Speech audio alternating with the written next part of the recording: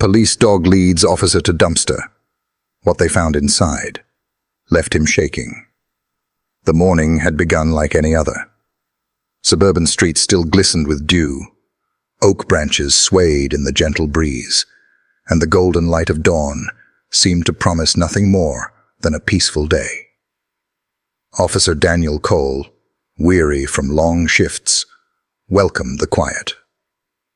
At his side trotted Kaiser, his loyal German Shepherd canine, moving with that unshakable confidence that only years of trust could build.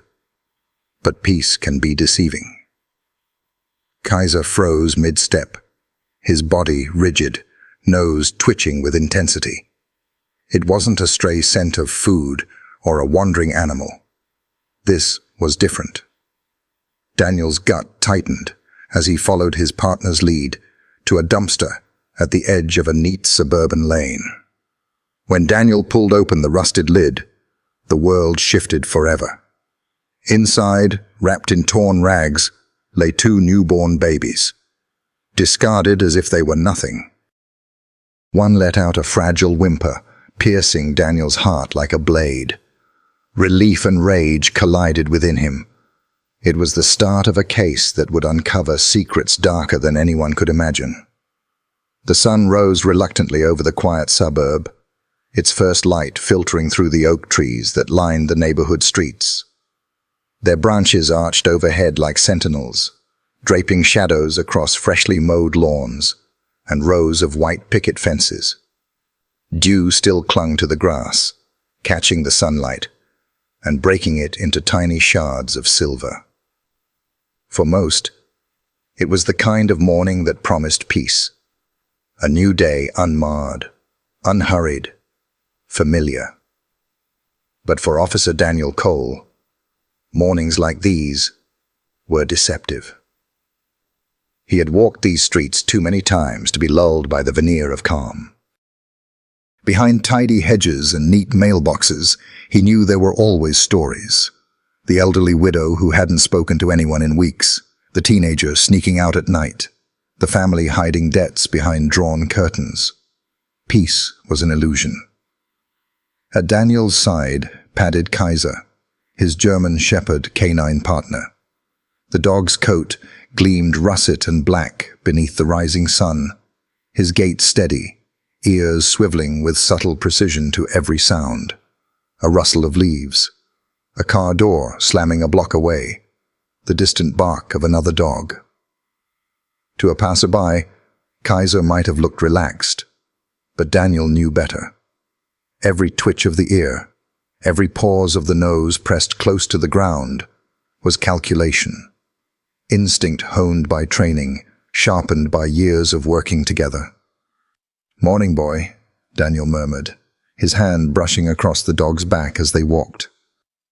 Kaiser's head tilted slightly at the familiar voice, eyes softening for a heartbeat before scanning forward again. The gesture was small, fleeting, but it was enough. It reminded Daniel of the bond they shared, not just handler and canine, but partners. In long hours of silence, intense standoffs, in the grey in-between moments when doubt clawed at him, Kaiser had been there. The dog asked for nothing in return but trust, and Daniel gave it without hesitation. The streets themselves were still half asleep.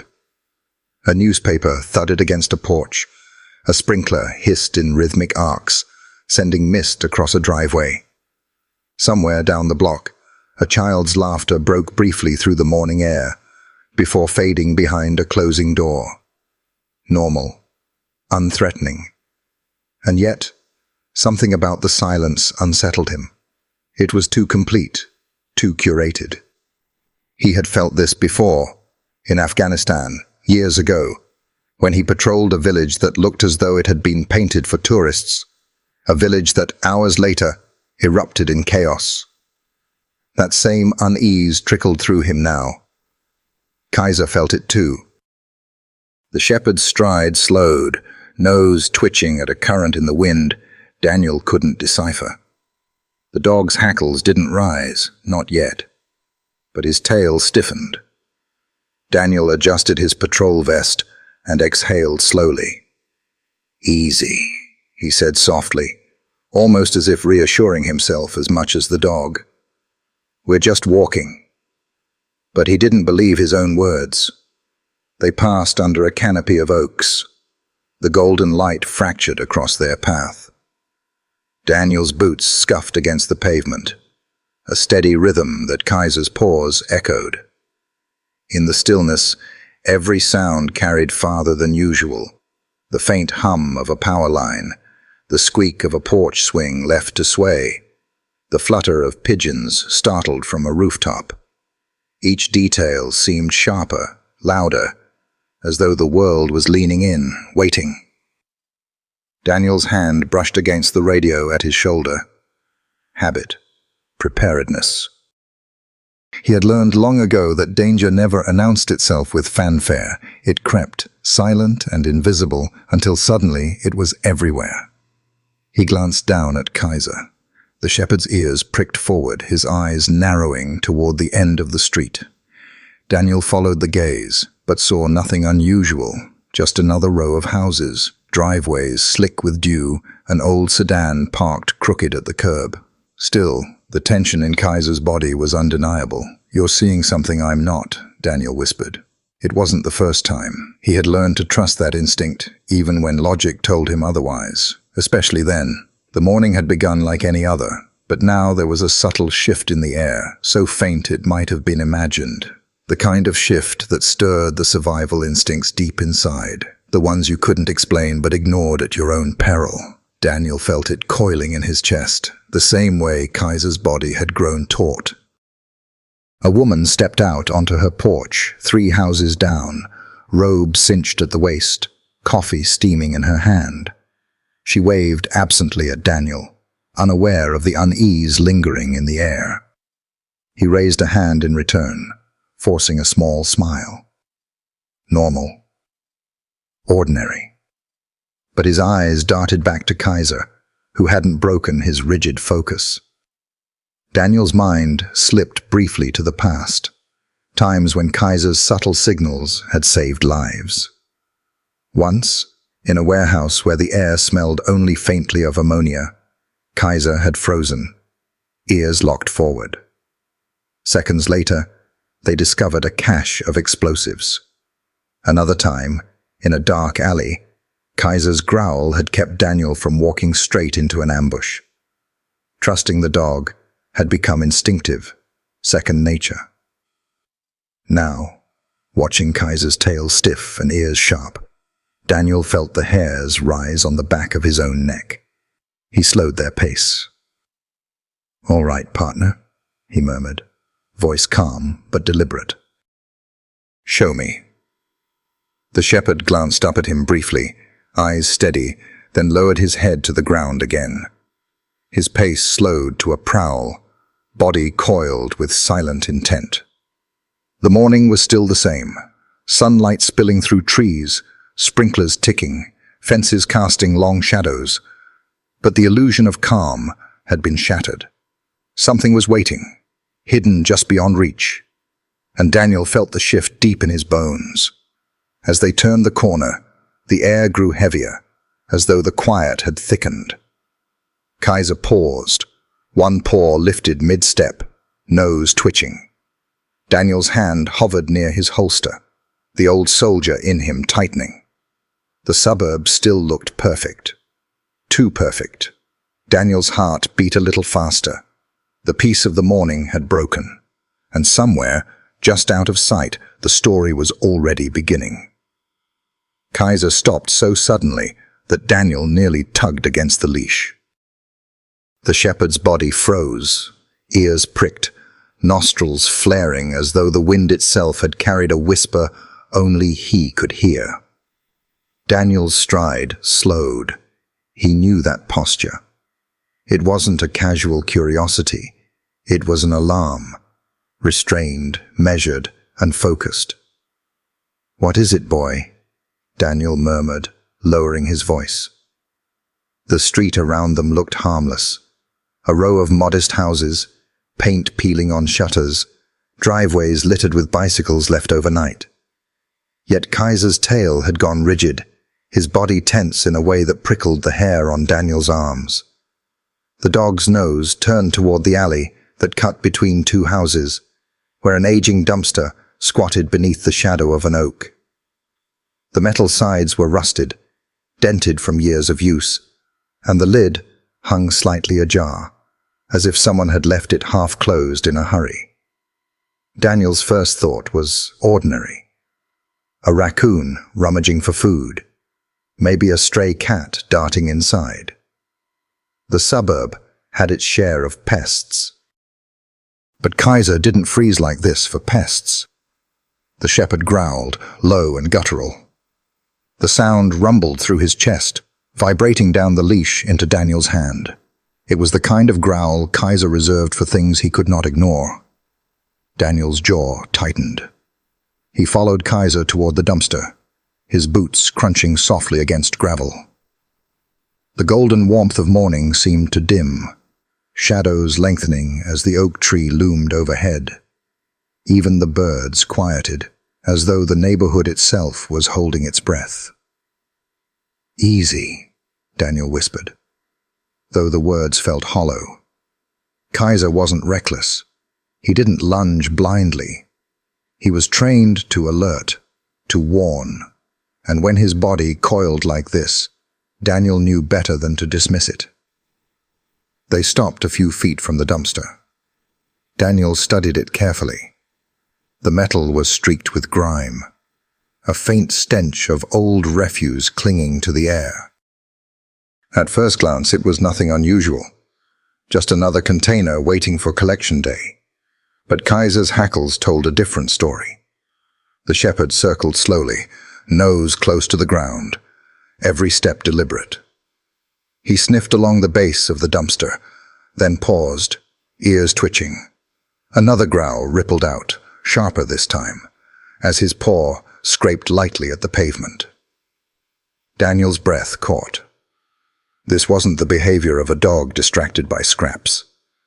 This was something deeper, instinct clawing at the surface. He glanced around the alley. A jogger passed at the far end of the street, earbuds in, oblivious. A curtain shifted in a nearby window, a resident curious about the patrol car parked a block away. Ordinary life went on, unaware of the weight pressing into Daniel's chest. His hand hovered near the lid of the dumpster. He hesitated. A part of him wanted to laugh it off, to call it nothing, to leash Kaiser away and continue the patrol. But he had been down that road before, ignoring the dog's instincts, only to learn later that Kaiser had been right all along. "All right," Daniel whispered, voice rougher than he intended. "Let's see what you found." Kaiser's bark exploded into the silence. Sharp, urgent, reverberating off the alley walls. It was so sudden that Daniel flinched, heart hammering. The shepherd's eyes were locked on the dumpster now, unwavering, body pressed forward like an arrow drawn to its mark. The morning no longer felt ordinary. The warmth of sunrise could not soften the chill that crept into Daniel's bones. He grasped the dumpster's handle. The metal was cold, slick with condensation. For a second, he just stood there, listening to Kaiser's steady growl, the silence of the street pressing in around him. His instincts screamed caution. Whatever was inside had set Kaiser on edge in a way Daniel had rarely seen. He pulled the lid open an inch. The hinges groaned, rusty and reluctant. A faint odor drifted upward, but it wasn't the pungent stench of rot he expected. It was fainter, stranger, almost metallic, like cloth left damp for too long. Daniel swallowed hard. "Please," he muttered under his breath, though he wasn't sure what he was pleading for. Kaiser barked again, claws scraping against the pavement as if urging him on. With a deep breath, Daniel lifted the lid wider. Sunlight spilled into the shadowed cavity, illuminating shapes buried within. At first he saw nothing unusual. Black plastic bags, old newspapers, a broken chair leg jutting out like bone. Then his eyes caught a glimpse of fabric, not trash, but cloth, torn and frayed. And beneath it, something impossibly small. Daniel's breath stopped. Kaiser let out a sharp whine, his growl faltering into a sound that carried urgency, almost sorrow. Daniel stepped closer, leaning into the sour air that seeped from inside. His pulse roared in his ears, every nerve screaming that this wasn't what it seemed. He reached out, hand trembling as he pushed the cloth aside. And then, a sound, soft, fragile, a whimper, so faint it might have been imagined, except that it pierced straight into his chest. Daniel staggered back, eyes wide, mouth dry. His gaze darted to Kaiser, whose eyes never left the dumpster. This wasn't refuse. This wasn't a raccoon. This was something else entirely. The morning's illusion of peace shattered like glass. The lid of the dumpster creaked as Daniel lifted it fully, the metal groaning in protest, as though it understood the weight of what it was about to reveal. The first flood of sunlight cut through the shadows inside, chasing away the dark, just enough for him to see. At first, his eyes refused to make sense of it. Layers of tattered rags, mottled and stained, bundled carelessly like discarded laundry. But then, amidst the folds of filthy cloth, he saw a shape too fragile, too delicate to belong there. A tiny hand, fingers curled in on themselves, skin pale and trembling. Daniel's breath locked in his chest, his vision tunneled. And then it came. A sound so soft it seemed impossible within the filth of that metal container. A faint whimper, fragile as a thread of glass, but piercing enough to slice through the marrow of his bones. His heart lurched violently, his stomach knotting as the reality crashed in. These weren't bags of garbage. These weren't broken toys or ruined clothes. They were children.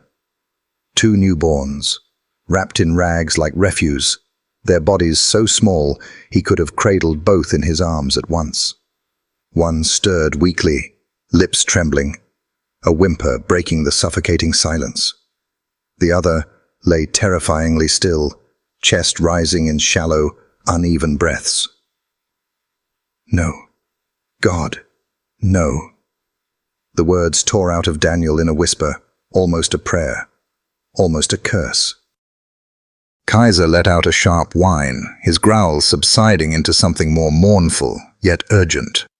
The shepherd pressed closer to the dumpster, body rigid, eyes locked onto the fragile bundles inside. He did not blink, did not break focus, as though he understood the gravity of the moment more keenly than any human could.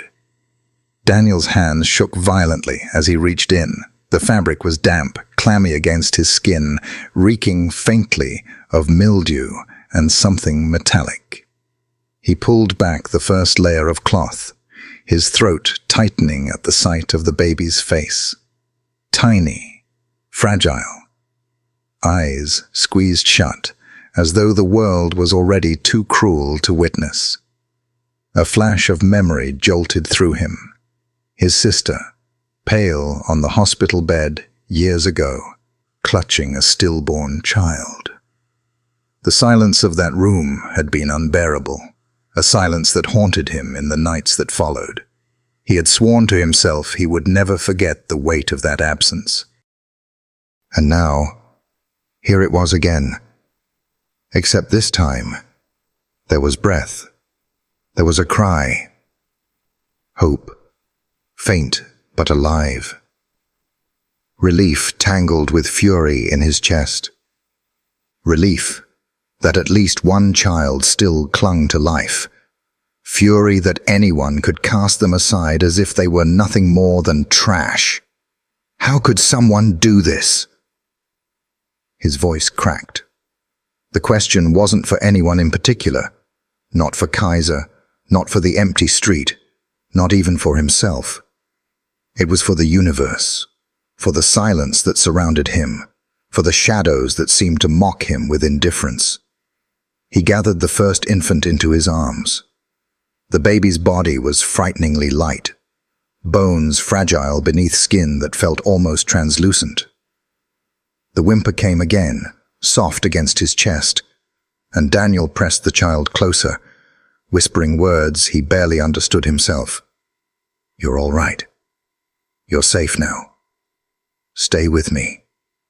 His free hand reached back into the dumpster, trembling as it brushed against the second bundle.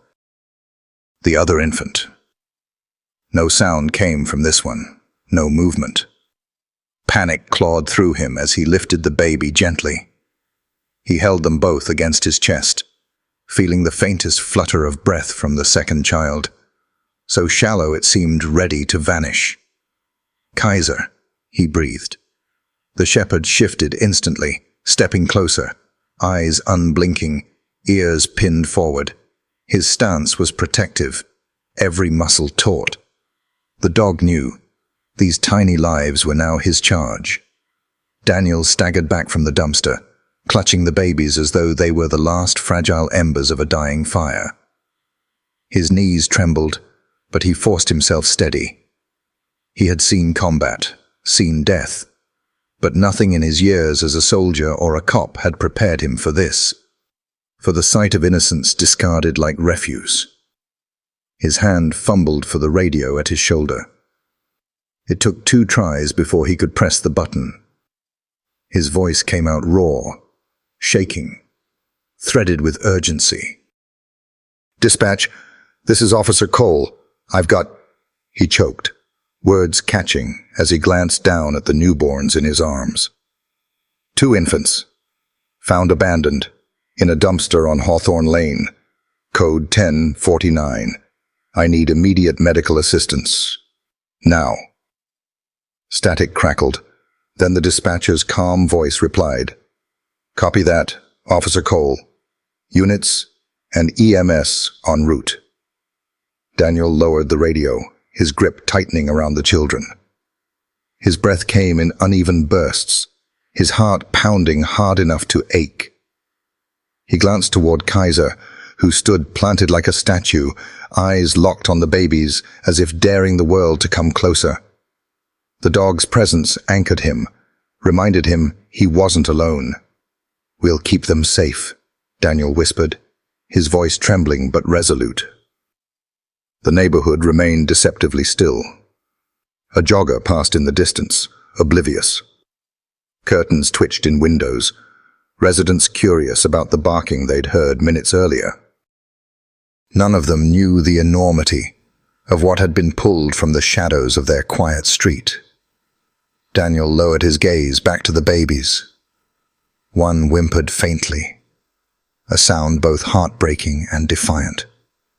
The other lay in silence, breath weak but present. Both of them alive. Both of them waiting for someone to fight for them. Rage flared again, hot and violent. Whoever had done this had not just committed a crime. They had desecrated innocence itself. Daniel's jaw tightened, eyes burning. These children had been left to die, forgotten before their lives had even begun. But they had been found, and as long as he and Kaiser drew breath, they would not be forgotten again. The sound of distant sirens began to rise, faint at first, then building. Relief washed over Daniel, tempered by urgency. He rocked the babies gently, whispering again, words not for the world, but for them alone. "You're going to be all right. I promise. You're going to be all right." Kaiser shifted beside him, body still taut, but his gaze softened for a moment, his head tilting slightly, as if acknowledging the vow. Daniel stood in the alley, clutching life against his chest, while the quiet morning crumbled around him. The golden light no longer seemed warm. It was harsher now, sharper, revealing not peace but truth. That beneath the perfect veneer of suburban calm, darkness had rooted itself deep. And this was only the beginning. The sirens wailed, a jagged cry that split the quiet morning apart. Red and blue lights strobed against the suburban houses as the ambulance tore away from Hawthorne Lane. Inside, chaos met fragile silence. Daniel sat on the bench seat, both hands locked tightly on the stretcher where the newborns lay. Tiny chests rose and fell in shallow, uneven rhythms, wires snaking from fragile wrists to the monitor that beeped with merciless precision. Paramedics hovered over the infants, their hands steady, voices clipped and urgent. But to Daniel the world narrowed to those tiny breaths, the proof that life still clung to them. Kaiser was pressed against his knee, his large body squeezed into the tight space of the ambulance. The shepherd's dark eyes tracked every movement, ears twitching at every beep and hiss of the machines. He didn't make a sound, yet his presence filled the compartment, anchoring Daniel in the storm. Daniel's hands shook, fingers twitching against his knees. He flexed them once, twice, but the tremor didn't stop. His throat was dry, his chest ached, his pulse roared in his ears. He tried to steady his breathing, but every time he looked down at the newborns, their fragile limbs, their bruised, paper-thin skin, a memory pulled him backward. He was 24 again, standing in the fluorescent light of a hospital room. His sister's cries had torn through him that night, raw and jagged, as she clutched the still body of her child. He remembered the silence more than anything, the silence of a baby who would never cry, never breathe, never open her eyes. Daniel had stood helpless, useless, wishing he could trade his own breath for that tiny one. The image had carved itself into him, a scar he carried in silence. Now, looking at these infants, wrapped in blankets too thin to keep out the chill, he felt that scar ache. But this time was different. This time, there was breath. This time, there was still a chance. "Heart rate's low," one paramedic muttered, adjusting an IV. "Keep oxygen steady." The other nodded, leaning closer with the precision of routine. Except nothing about this felt routine. Their movements carried urgency, but also an edge of disbelief. Babies didn't belong in dumpsters, not in neat suburbs with picket fences and bird feeders. Daniel clenched his fists tighter. He couldn't stop the image from replaying. The stillness of the dumpster, the cry that cut through him, the tiny bodies pulled from filth. Anger twisted hot in his gut, threatening to choke him. Whoever had done this hadn't just broken the law. They had spat on innocence itself. Kaiser's weight shifted, pressing closer into Daniel's thigh.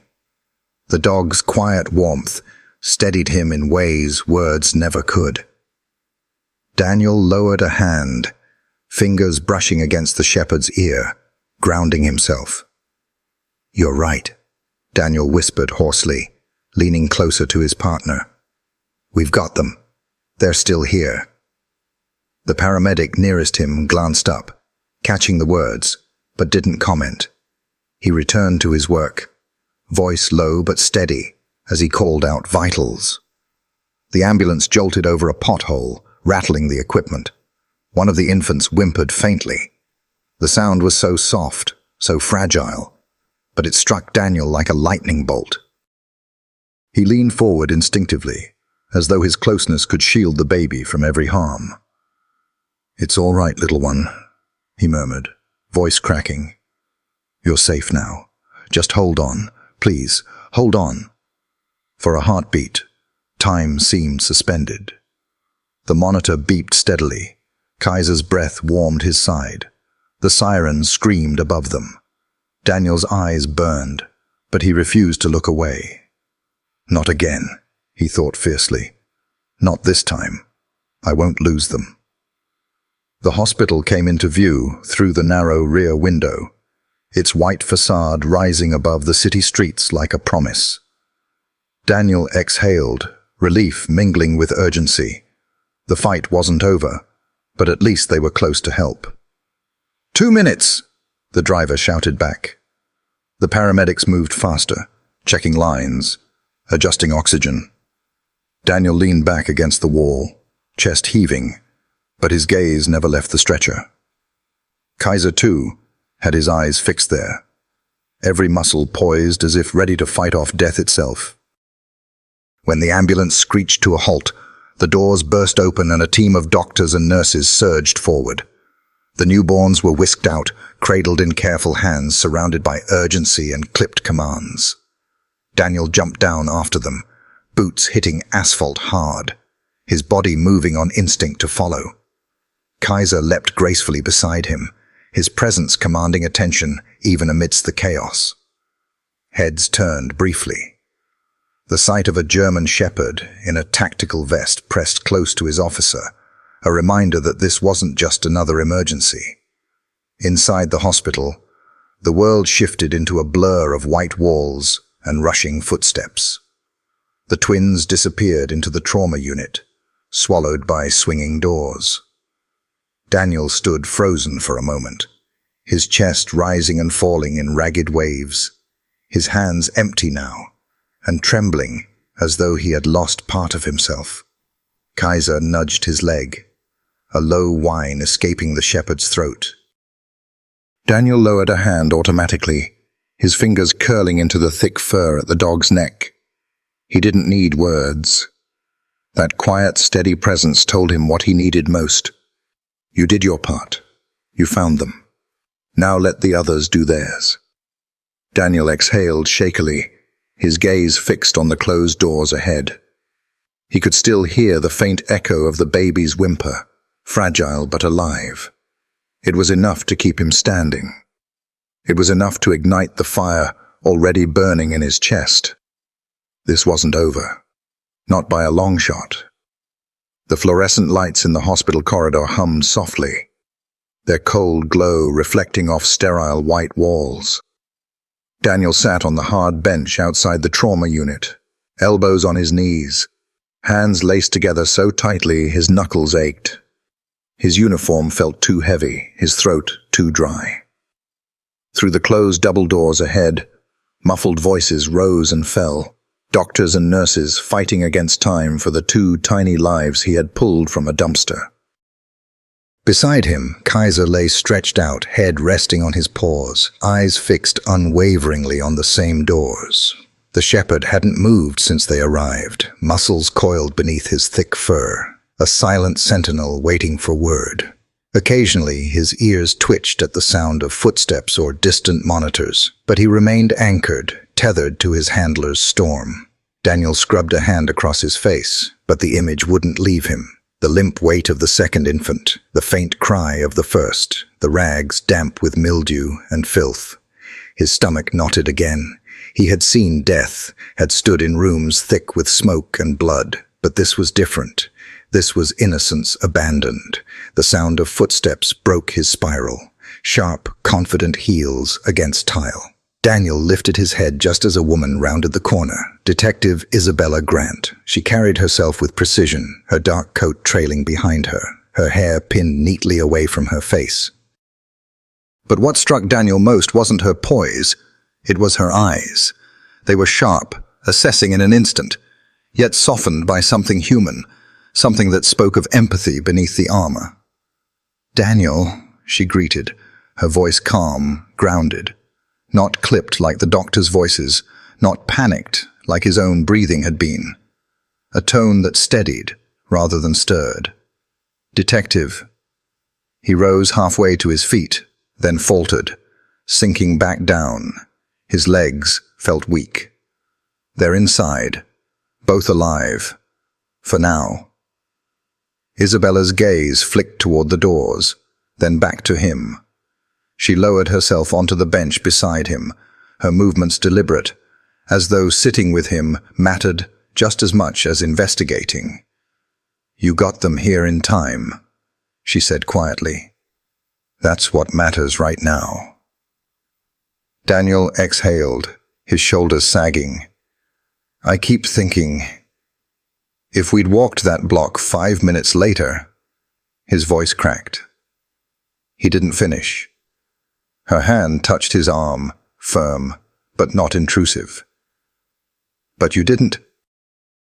You and Kaiser found them. That cry you heard, it was meant for you." At the sound of his name, Kaiser lifted his head, ears flicking. Isabella's gaze softened and she leaned slightly forward, studying the shepherd.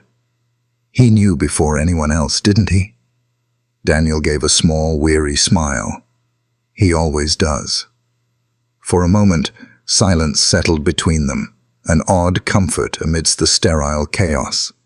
Then Isabella leaned back, her eyes narrowing slightly. "Tell me everything. Start from the moment he stopped." Daniel recounted it, his voice low, the sudden freeze, the growl, the first sight of the rags. He spoke as though the words themselves were fragile, as though saying them too harshly might shatter something sacred. Isabella listened without interruption, her gaze never leaving his face, her attention unwavering. When he finished, she drew a slow breath. "The rags, they're still with evidence?" Daniel nodded. They were wrapped tight, old, damp, but not random. The stitching looked odd. Isabella's expression sharpened. She rose smoothly, crossing to the evidence bag placed on the nearby counter. With gloves, she lifted the cloth gently, spreading it across the sterile surface of a tray. Under the bright hospital light, the detail became clearer. Faded embroidery woven into the edge, not decorative, but precise, a repeating symbol. Daniel frowned. "I didn't notice that before." "That's because you weren't meant to." Isabella traced the embroidery with a gloved finger, her eyes narrowing. "This isn't something you find in every home. It's custom work, old-world-style stitching, very deliberate." Her mind was already racing ahead. Daniel could see it. Years of piecing together puzzles, of finding patterns where others saw noise. He leaned closer. "So what does it mean?" "It means," Isabella said slowly, "whoever left those babies didn't just grab the nearest blanket. They used something tied to them. Something traceable." Daniel's pulse quickened. "You think it's a lead?" "I think it's more than a lead." Her gaze lifted to his. "This kind of embroidery, I've seen it before. On donations made by a foundation, run by the Hawthorne family." The name landed between them like a weight. Daniel had heard it, of course. Everyone had. The Hawthornes had once owned half the county, their name etched into libraries, parks, and charity plaques. Old money, old power. But their legacy had grown shadowed in recent decades. Rumors swirling of corruption, mismanagement, and quiet disappearances. Daniel felt his jaw tighten. "You're saying this ties back to them?" "I'm saying it's possible," Isabella replied carefully. "But possible is enough to chase." Kaiser let out a soft huff, as if punctuating her words. His eyes were fixed on the cloth, body taut again, the way it had been by the dumpster. Daniel followed his gaze, the knot in his chest pulling tighter. Isabella folded the fabric neatly, slipping it back into the evidence bag. "We'll get forensics on it. Cross-reference with past donations with textile registries. If this connects to Hawthorne, it won't be the first whisper of their name in things it shouldn't be." Daniel leaned back against the wall, exhaling. So this wasn't random, not desperation. not someone overwhelmed and leaving their babies in panic. No. Isabella's tone was steady, but her eyes carried weight. This was planned, deliberate. Someone wanted them gone, and hidden. Silence stretched, thick and heavy. The hum of the lights, the distant beeping of machines behind the trauma unit doors, Kaiser's steady breathing, all of it underscored the truth that had just settled between them. Daniel ran a hand over his face. The rage he had felt earlier flared again, sharp and bitter.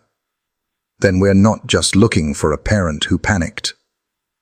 No, Isabella said quietly. Her gaze was firm, unwavering. We're looking for something far bigger. Kaiser rose then, padding closer to Daniel, pressing his weight against his handler's leg. Daniel dropped a hand automatically to the shepherd's head, grounding himself. He stared at the closed doors ahead, at the lives fighting for every breath inside, and felt the vow harden in his chest. If someone is selling children, he said, his voice low, steel edged with grief, they'll pay for it. Isabella didn't argue. She simply nodded, her eyes as steady and sharp as his own. The doors to the trauma unit swung open suddenly, a nurse stepping out with urgency written across her face. Daniel's heart stopped mid-beat, but the nurse only gestured for Isabella, evidence bag still in her hand. The game was already shifting. And they were just at the beginning. The trauma unit smelled of antiseptic and urgency. Machines hummed steadily, punctuated by the rapid cadence of nurses' footsteps and the clipped orders of physicians. Daniel stood just inside the doorway, arms crossed tightly across his chest, as if holding himself together. Kaiser waited at his heel, the shepherd's dark eyes tracking every movement inside the room. On the two small bassinets beneath the harsh fluorescent lights lay the infants, cleaned now, wrapped in sterile blankets, their frail bodies dwarfed by the equipment surrounding them. Electrodes dotted their chests, oxygen tubes fitted carefully beneath noses so small Daniel wondered how they could even draw breath. He forced himself to watch, to bear witness, though every instinct screamed to look away. A nurse leaned over the first baby, adjusting the IV line with steady hands. "Vitals are improving," she murmured. Relief flickered across Daniel's chest, but it vanished a heartbeat later when another doctor, brow furrowed, spoke from the opposite side of the room. "Check the wrists," the doctor said, his voice sharp, uneasy. Daniel's head snapped up. Isabella, standing beside him, caught the shift in tone immediately. She stepped forward, her heels clicking against tile, her eyes narrowing. "What about the wrists?" The nurse hesitated before peeling back the blanket from the second infant. Daniel's stomach clenched when he saw it, faint but distinct marks encircling the baby's tiny wrist. Not the accidental redness of fragile skin. These were precise. Indentations, like something had pressed there and stayed too long. "What the hell?" Daniel's voice cracked low in his throat. He stepped closer, the sight hitting him harder than any battlefield wound. The nurse's face was pale. Both of them. Same marks. She carefully revealed the wrist of the first baby. The identical pattern was there. Small ridges in the skin, like the echoes of a band that had been fastened and removed. Isabella's eyes sharpened. She bent low, studying the marks with the scrutiny of a hawk. Her jaw tightened. "These aren't from blankets or handling." She looked at Daniel, her voice steady but carrying weight. This was deliberate. Something was placed on them. Daniel felt a chill crawl up his spine. "Like restraints? Or tracking devices?" Isabella said flatly. "Temporary ones."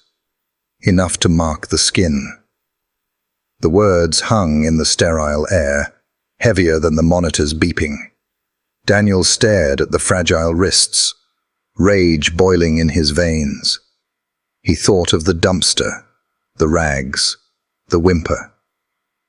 He had told himself some desperate parent had made a terrible, panicked choice. That was easier to stomach, easier to forgive. But this was something else entirely.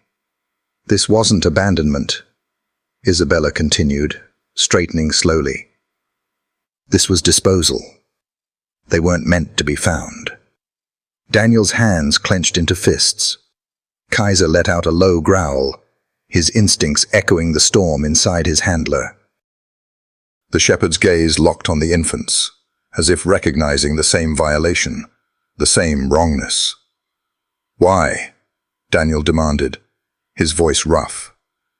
He turned to Isabella, his eyes burning. Why mark them? Why dump them? She met his gaze, her expression grave. Because these children are part of something bigger. This is organized.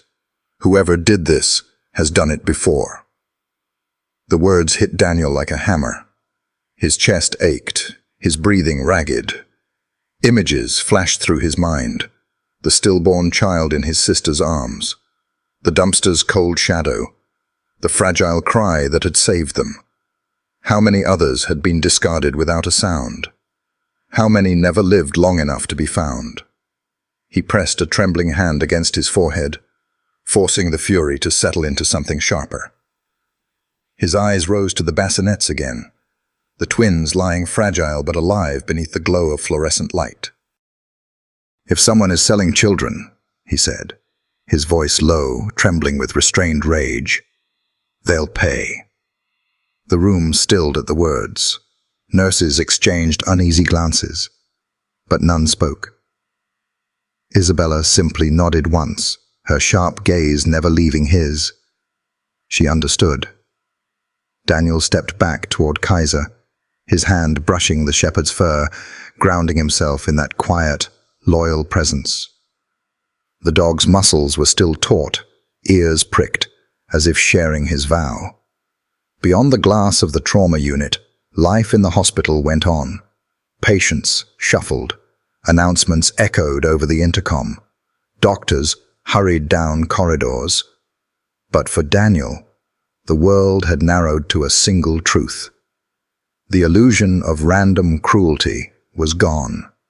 This was a network, a machine, a rot hidden beneath the skin of his town, and he would tear it into the light. The morning sun had climbed higher, burning away the soft gold of dawn and replacing it with a harsher light that spilled across rooftops and asphalt. The neighborhood looked almost ordinary again, as if nothing unthinkable had happened here just hours before. Children's bicycles still leaned against porches, sprinklers still hissed in lazy arcs, and a mailman carried on his route with casual efficiency. But for Daniel, the street felt changed. It wasn't just the memory of what he had pulled from the dumpster. It was the knowledge that evil had been hiding in plain sight, wrapped in the same stillness and order that now surrounded him.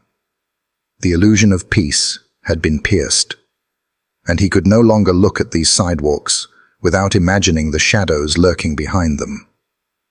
Kaiser walked a pace ahead, his leash slack but his movements purposeful. The shepherd's nose swept the air, occasionally dropping to the ground, every inhale a search for threads invisible to Daniel. His ears twitched constantly, his body language taut, alert. "You're not done with this street, are you?" Daniel muttered, his voice gravelly from lack of sleep. Kaiser didn't respond with a glance this time. Instead, the shepherd paused abruptly at the mouth of a narrow alley that cut between two houses. His body stiffened, tail raised, nose thrust forward. A low rumble rose from his chest. Daniel followed his gaze. The alley was unremarkable. Overflowing garbage bins, a toppled recycling crate, damp patches where sprinkler runoff had pooled. but he had learned not to measure danger with his own eyes. Kaiser saw differently. "All right, boy. Lead the way." They moved into the alley, boots and paws crunching against scattered gravel. The scent of rot hung heavier here, sour and cloying. Kaiser lowered his head, sniffing along the ground with fierce concentration. He stopped near a pile of discarded clothing. Men's shirts, stained and rumpled, dumped carelessly against the fence line. Daniel crouched, frowning. To him, it was trash, nothing more. But Kaiser pawed at it insistently, his claws scraping against fabric until a scrap tore loose. Daniel reached forward, pulling the bundle apart with gloved hands. Out spilled more rags, damp with mildew. He almost shoved them aside until something caught his eye. A slip of paper, crumpled and thin, pressed between folds of fabric, as though hidden deliberately. His pulse quickened. He smoothed the paper open against his thigh.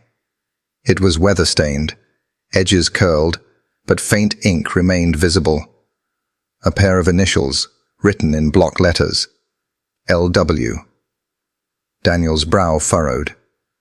L.W.? What the hell does that mean? Kaiser's nose brushed against the paper, nostrils flaring.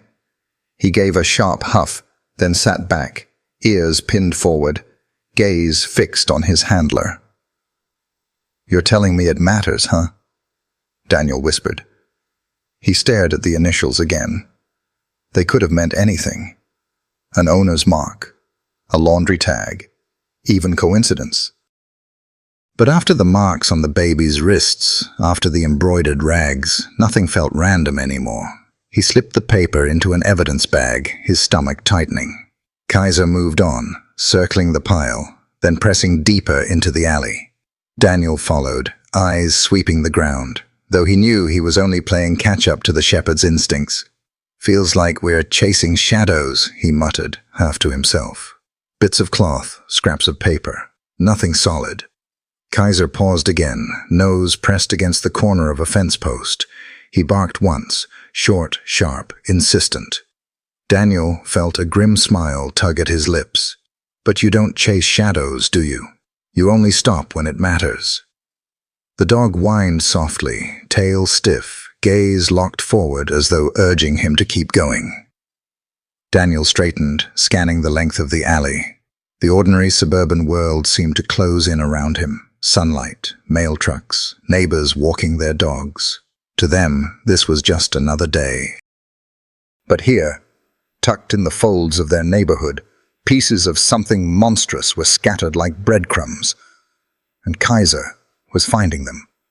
Daniel tightened his grip on the leash, the evidence bag rustling in his pocket. The initials burned in his mind. L.W.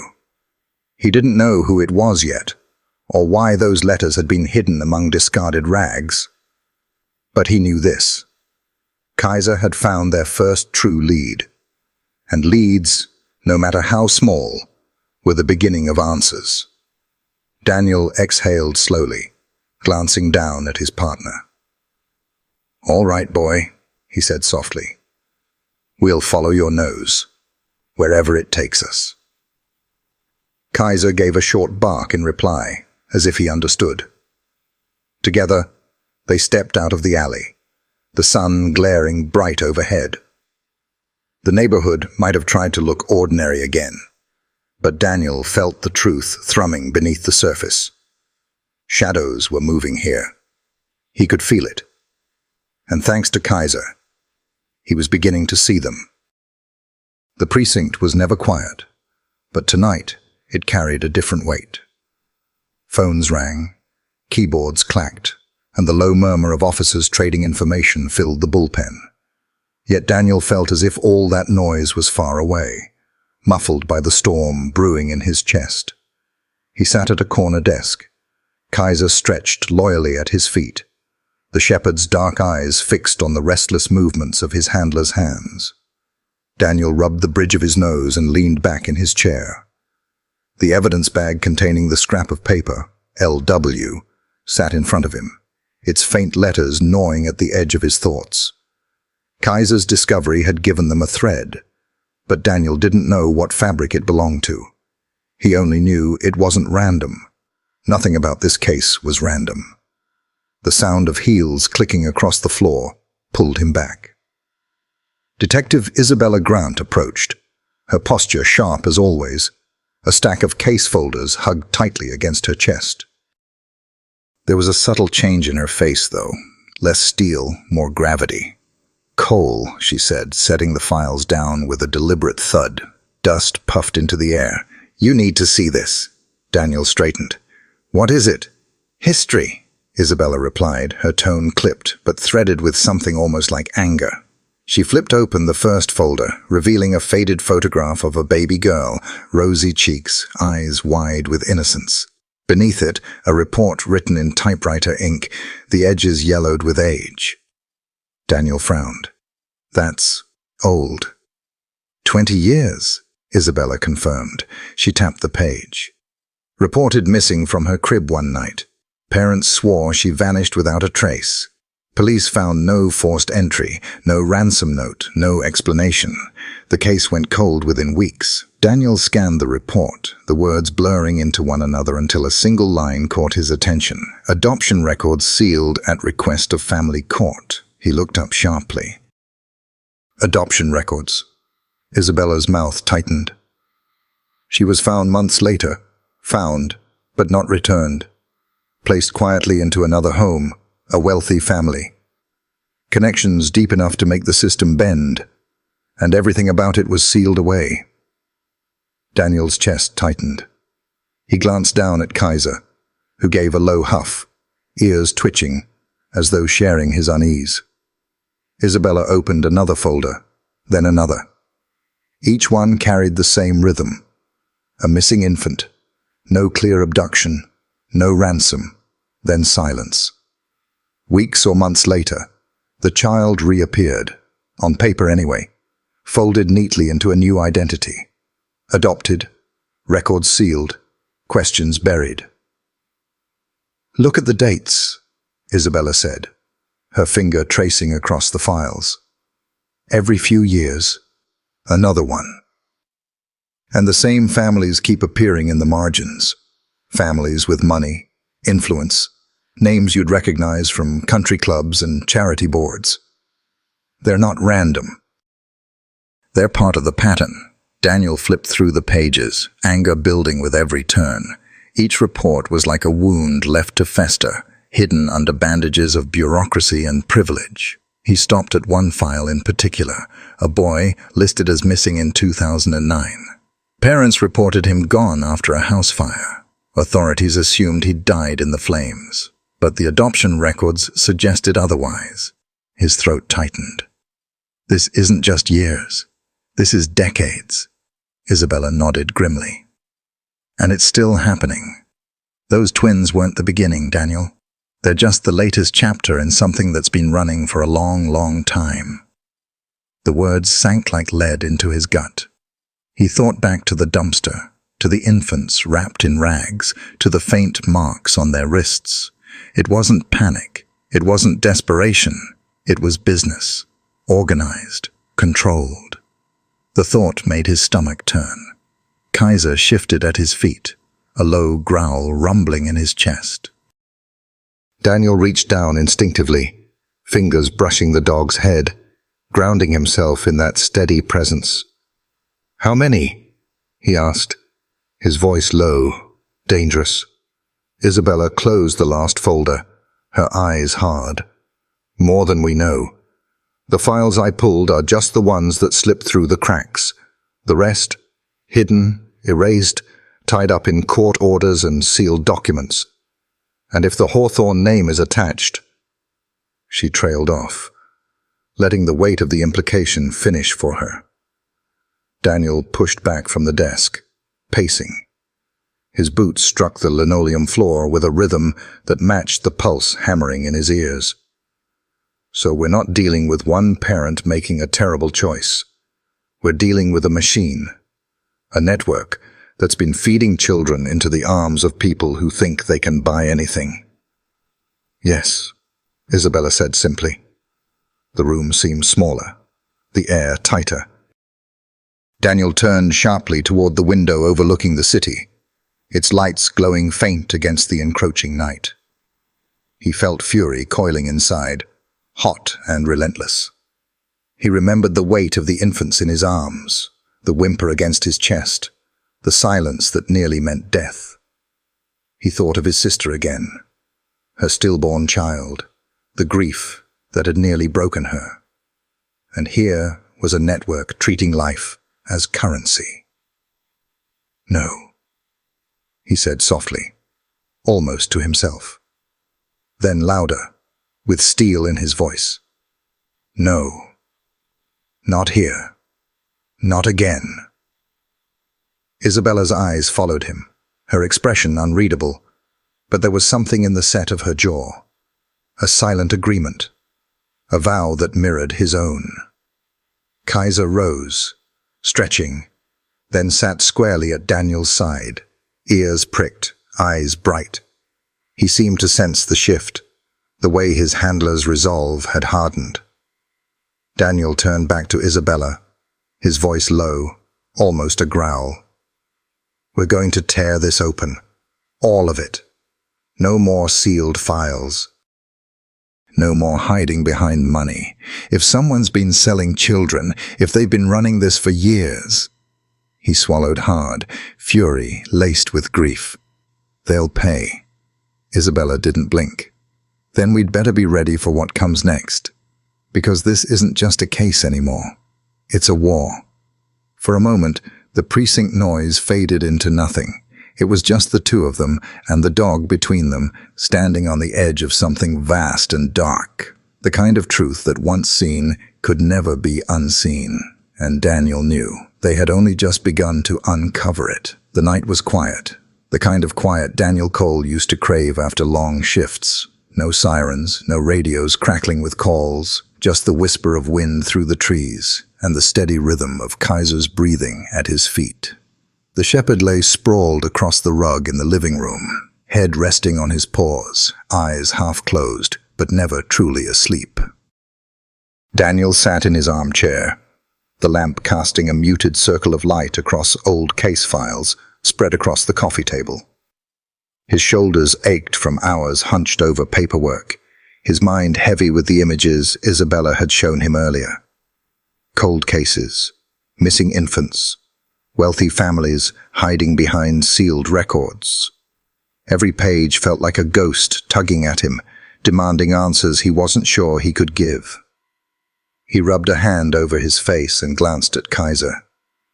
Feels like we're digging into something bigger than both of us, huh?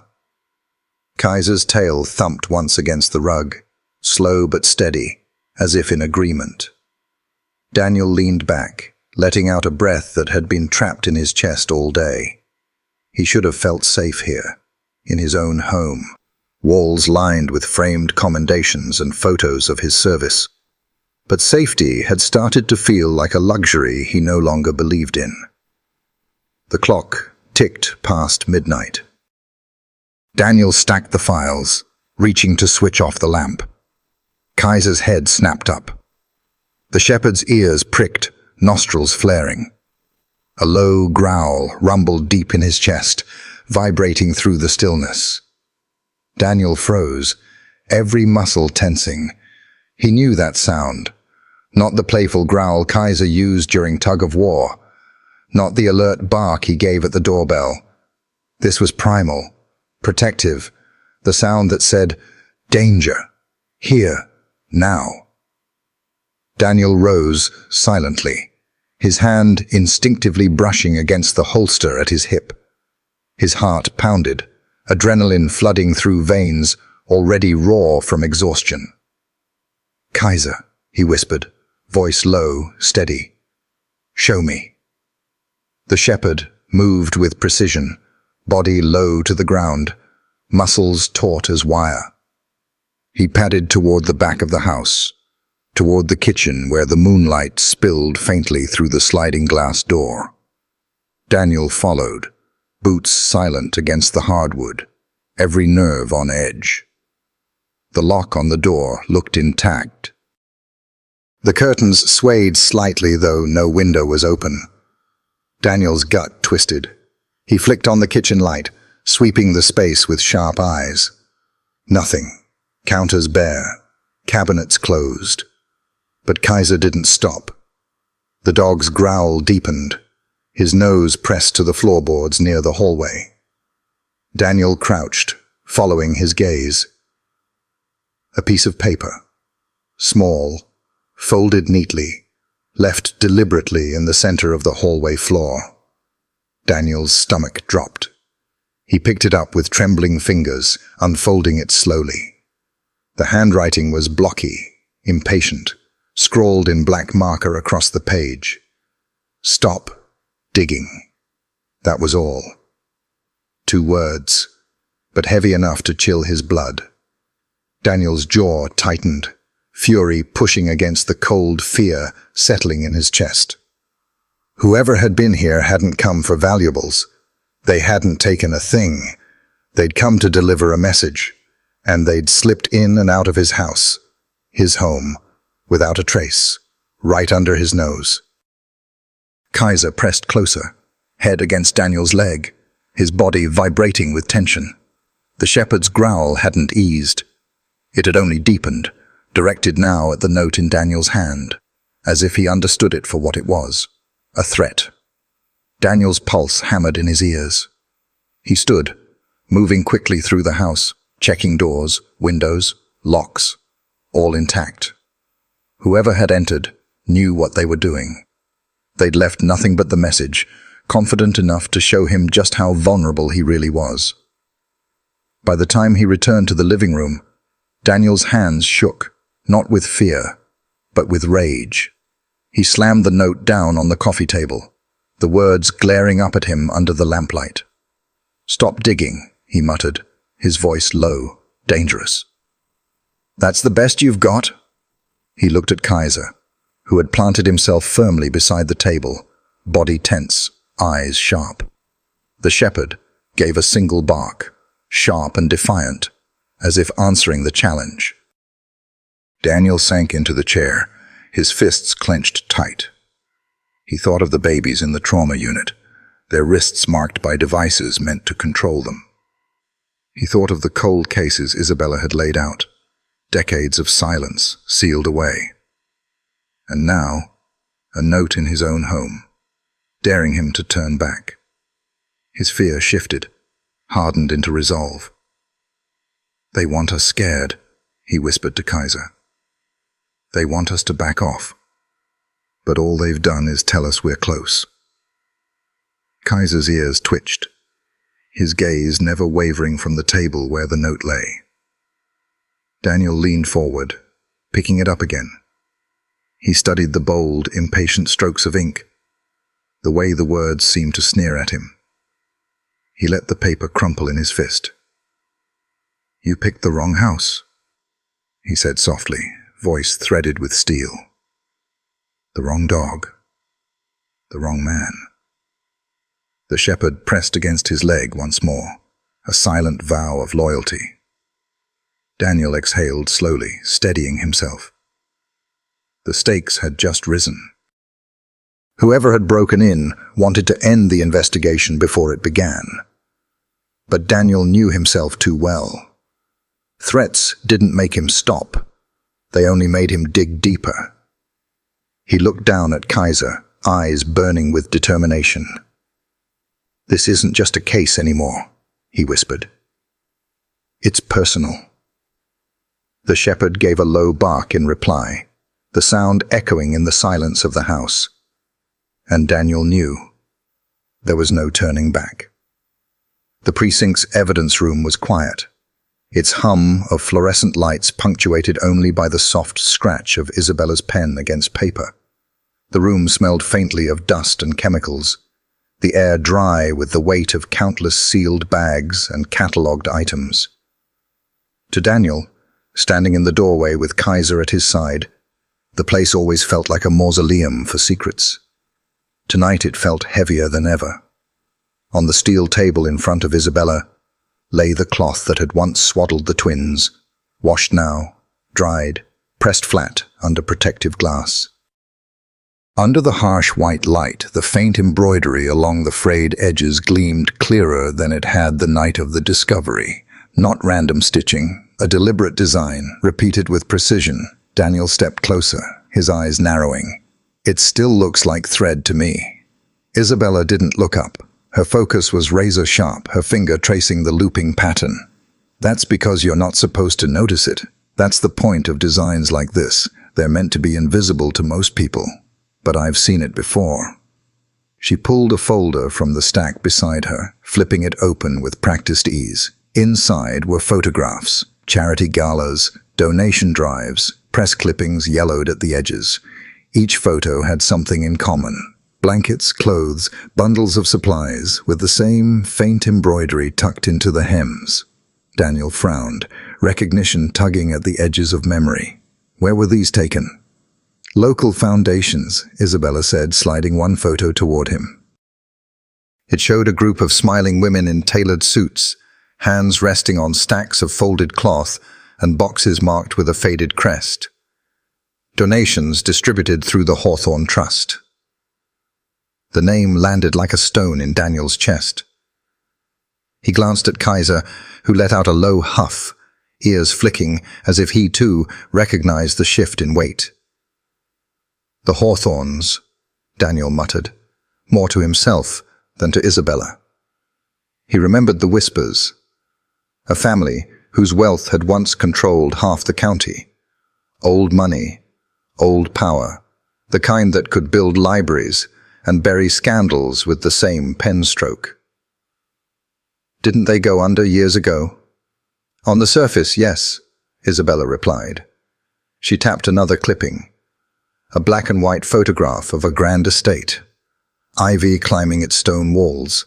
Beneath the headline, Hawthorne Foundation continues its legacy of service. Their official presence shrank after the patriarch died, but their name never really disappeared. It just slipped out of the spotlight. Daniel stared at the embroidery again. Something about its quiet precision unsettled him.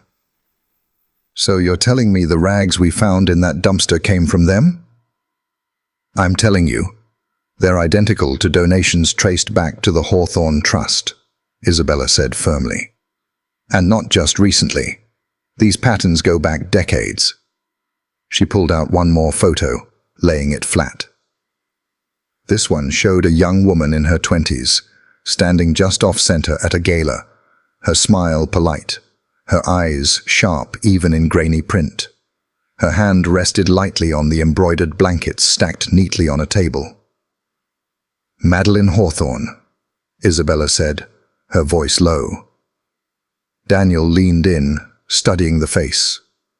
The name was familiar, a whisper from long ago. He remembered hearing it in the same breath as art exhibitions, political campaigns, whispered scandals. A woman tied to power by bloodline and legacy, yet elusive enough to avoid headlines that bit too deep. Who is she now? Daniel asked. Isabella folded her arms, her gaze still fixed on the photo. Technically, the last living heir with any visible claim to the Hawthorne estate. Rumor says she keeps to herself. Others say she still runs parts of the foundation quietly. But if these rags trace back to her family, she's not just a recluse. She's connected. Daniel felt the anger rise in his chest again, a low burn that made his pulse quicken. The dumpster, the babies, the initials on the paper Kaiser had found, and now a name that dripped with old money and influence. You think she's behind it? I think, Isabella said carefully, that her family's shadow is long, and if someone is using their patterns, their resources, their charities, it's not by accident. Kaiser shifted, his nails clicking softly against the floor as he moved closer to the table, his nose pressed to the edge of the glass case, nostrils flaring. His body stiffened, and he let out a low growl, quiet but insistent. Daniel's eyes flicked to Isabella. Even he doesn't like it. Isabella gave the faintest nod, her lips pressed into a thin line. Dogs know, sometimes before we do. Daniel's jaw tightened. The photograph of Madeleine seemed to stare back at him, eyes cool, unreadable even across the decades. He wondered if she had ever held one of those embroidered blankets with pride, knowing exactly what it was being used for. He wondered if she had stood in rooms where decisions were made about who lived as family and who disappeared as cargo. A chill crawled up his spine. He reached out, tapping the photo. Then this is where we start. With her. Isabella closed the folder, her movements deliberate, as though sealing the decision along with the evidence. Agreed, but tread carefully. If Madeleine Hawthorne is involved, she won't be careless. People like her never are. And people like her don't fall without a fight. Daniel glanced at Kaiser, who had not moved from his place beside the table, eyes locked on the photograph, as if the paper itself carried a scent of rot. Daniel let out a slow breath, resolve settling like iron in his bones. Then we'll fight harder. The words lingered in the sterile air, weighty and certain. And for the first time, the name that had loomed over the county for generations had a face and a target. Madeleine Hawthorne. The Hawthorne estate stood like a wounded relic at the edge of town, its stone walls draped with ivy, windows darkened by years of neglect. Once, it had been a crown jewel, its manicured gardens, the envy of the county, its grand halls buzzing with fundraisers and galas. Now, it loomed against the grey afternoon sky, sagging under its own history. Daniel cut the engine and sat behind the wheel, staring at the mansion with a heaviness in his chest. Beside him, Kaiser shifted, his ears pricking forward, nose twitching as though the air itself carried warnings.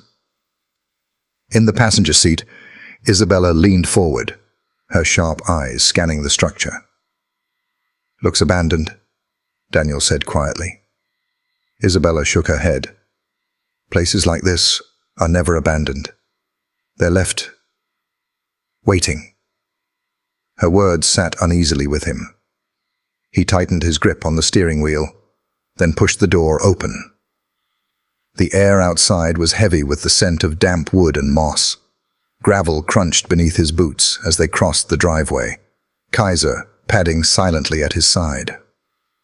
The front doors groaned when Isabella pushed them open, the hinges screaming in protest. Dust swirled into the air, catching in the weak light that filtered through broken panes. The entryway stretched high, its chandelier coated in cobwebs, its marble floor cracked. Portraits of stern-faced men and women lined the walls, their eyes following as the trio stepped inside. Daniel's voice was low, almost reverent. "Feels like walking into a mausoleum." Isabella pulled on gloves and swept her flashlight across the space. "That's because it is. Every house like this is a tomb for secrets." Kaiser moved first, nose low to the ground, paws silent on the dusty marble. His body was tense, his steps deliberate. Daniel trusted the dog's instincts more than the creak of floorboards or the drafts that brushed his neck. They moved through the foyer into a long hallway, their lights cutting through the gloom. The wallpaper peeled in strips, the ceiling sagged in places, but the house still carried echoes of grandeur. Ornate trim, carved wood, gilded door frames. Each step raised the ghost of lives once lived here, lives that had wielded power and hidden sins. Kaiser stopped abruptly at the mouth of a side corridor, his ears pinned back, a growl rumbling deep in his throat. Daniel stiffened. "What is it, boy?" The shepherd didn't move, his body angled toward a heavy oak door at the end of the corridor. It was darker than the others. its handle tarnished but intact. A thick brass lock glinted faintly in their lights. Isabella stepped forward, her voice a whisper. "Study." Daniel approached slowly, the hair on the back of his neck rising with every step. The door felt heavier than it should when he pushed, refusing to budge. He knelt, running his fingers over the lock. Old, but reinforced. Not the kind of lock meant for privacy. It was meant for secrecy. Kaiser's growl deepened. His nose pressed close to the bottom of the door, claws scratching lightly at the wood. Daniel met Isabella's eyes. He knows something's in there. "Then we need to see it," she said. Minutes later, the lock snapped under Isabella's careful work with a pick. The door swung inward with a moan, releasing a wave of stale air that smelled of dust and something else, something Daniel couldn't quite place. They stepped inside. The study was preserved as if time itself had been held at bay. Heavy curtains blocked most of the light, but their flashlights revealed shelves stacked with books bound in leather, their spines cracked with age. A massive desk dominated the center of the room, its surface littered with yellowed papers, an overturned ink bottle, and the faint outline where a lamp had once stood. Daniel crossed to the desk, his boots stirring layers of dust. He pulled open the top drawer, then froze. Inside, wrapped in brittle twine, were stacks of documents. He tugged one bundle free, laying it on the desk. Adoption contracts. The words jumped off the page, typed neatly, signatures scrawled in precise strokes, names of children, names of families, dates stretching back decades. And on every page, seals that looked official, yet something about them was wrong. Too clean, too convenient. Daniel's breath caught. My God. Isabella leaned over his shoulder, scanning quickly. These aren't just contracts. They're forgeries. They created entire identities, paper trails to hide where the children really came from. Daniel flipped page after page, his chest tightening with each name. He thought of the twins in the hospital, of the whimper against his chest.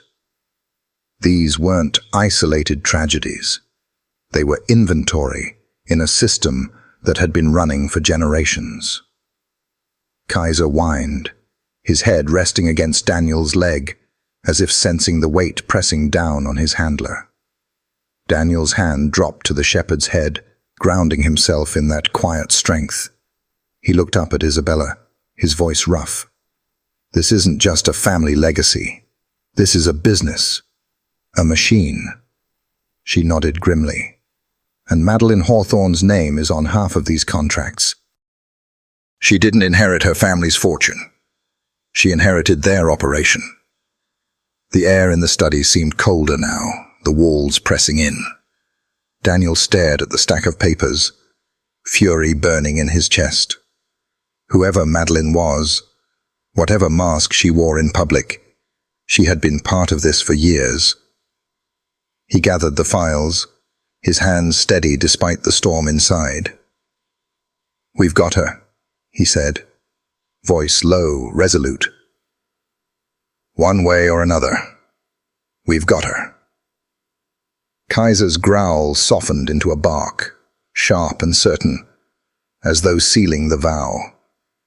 And in that decaying house of shadows, Daniel knew they had uncovered the heart of something monstrous. The diner was nearly empty, its neon sign buzzing faintly against the darkened street outside. Inside, the air smelled of burnt coffee and grease that had seeped into the vinyl booths years ago. The place was a far cry from the marble halls of the Hawthorne estate, but maybe that was why the informant had chosen it. Neutral ground, far from the echo of wealth and power. Daniel sat with his back to the wall, eyes sweeping the room out of habit. Kaiser lay at his feet beneath the table, his body coiled but calm, eyes trained on the door. Across from him, Isabella stirred her untouched coffee, her sharp gaze fixed on the entrance. The bell over the door jingled. A man slipped inside, his shoulders hunched beneath a threadbare jacket, his cap pulled low. He moved quickly, head down, sliding into the booth across from them, without a word. His hands trembled slightly as he reached for the menu, more out of habit than intent. "You're late," Isabella said, her voice steady but edged. The man's eyes flicked up, bloodshot and wary. "Had to make sure I wasn't followed." He set the menu aside, leaning in. "You're digging in places you shouldn't. And that means you're already on her radar." Daniel's jaw tightened. Madeline Hawthorne. The man flinched at the name, glancing around the diner as though it might summon her. He lowered his voice to a whisper. "She never abandoned it. Not for a day." Isabella leaned forward, her tone deliberate. "The adoption contracts we found in the estate. Her name's on them. You're telling us she's still running the network?" "Not just running it," the man said, his voice shaking. "Expanding it. She took what her father started and built it into something bigger, cleaner, harder to trace. The Hawthorns used to do it quietly. One child here, another there. Madeline turned it into an empire." Daniel felt the words sink like lead. His hands clenched into fists beneath the table. "You're saying those babies in the dumpster were hers?" the man finished, his eyes darting nervously. "Not hers by blood, but hers by operation. If they turned up, it means something went wrong. Someone crossed her. And trust me, people who cross Madeline don't stay alive for long." Kaiser gave a low growl, as though the very air had soured at the mention of her name. Daniel reached down, brushing the shepherd's fur, grounding himself. Isabella's gaze didn't waver. "Why talk to us? You know the risk." The man exhaled shakily, eyes glistening. "Because I've seen what happens to the ones who disappear. I helped push the papers, sign off the transfers. At first, I told myself it was for the kids. Better homes, better chances. That's how they convinced us. But it wasn't about saving them. It was about selling them. Families with money, desperate for children, willing to pay any price." Daniel's stomach twisted. He thought of the cold files Isabella had shown him, the missing infants who had simply been folded into new lives, their names scrubbed, their histories erased. He thought of the stillborn child his sister had lost, and the twins clinging to life in the hospital. Children weren't lives to Madeline Hawthorne. They were currency. The informant's voice dropped lower. "You want to know who she really is? She's the ghost in this town. Everyone thinks she vanished with her family's fortune. Truth is, she just stopped needing the spotlight. The foundation, the charities, they're fronts. She launders her crimes through philanthropy. Every blanket, every donation, every gala. It's all a mask." Daniel's knuckles whitened. "And the initials? LW." The man hesitated, then nodded slowly. "Lena Williams. She worked under Madeline for years. Too long. She knew too much. She tried to blow the whistle once. She disappeared not long after. Some say Madeline silenced her. Others say she's still alive, kept hidden so she can't talk. Either way, she's the key." Isabella's pen stilled against her notebook. Her voice was calm, but her eyes burned. So the puzzle pieces fit, the rags, the contracts, the initials. All roads lead back to Madeline. The informant leaned back, his face pale. "You don't understand. Roads don't just lead to her. They end with her. People who try to fight her, judges, cops, social workers, they vanish too. And if you're smart, you'll walk away. Silence fell heavy across the booth.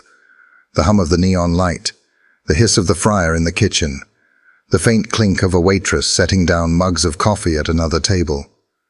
They all seemed too loud, too ordinary against the weight of what had just been spoken. Daniel broke it first, his voice low, steady, dangerous. I pulled 2 babies out of a dumpster. I watched them fight for breath. I've seen the marks on their wrists. If Madeline Hawthorne thinks she can keep hiding behind money and history, she's wrong. Because this time, she picked the wrong street, the wrong cop, the wrong dog. Kaiser gave a sharp bark, startling the informant. The man flinched, eyes darting nervously toward the door. "You don't get it," he hissed. "This isn't a case. It's a death sentence. For you. For anyone who touches it." Isabella leaned forward, her voice a blade. "Then we'll take our chances." For a long moment, no one moved. The man's breath came in shallow bursts, his eyes darting from Daniel to Isabella to Kaiser, who sat like a sentinel, unblinking. Finally, the informant pushed himself to his feet, shoulders hunched. "I've said what I came to say. Don't expect to hear from me again." He slipped out the door, swallowed by the night. Daniel stared after him, the words ringing in his ears. She never abandoned it. The puzzle was no longer scattered pieces. It was a picture, sharp and damning. Madeline Hawthorne was still here, still pulling the strings. And now, she knew they were coming.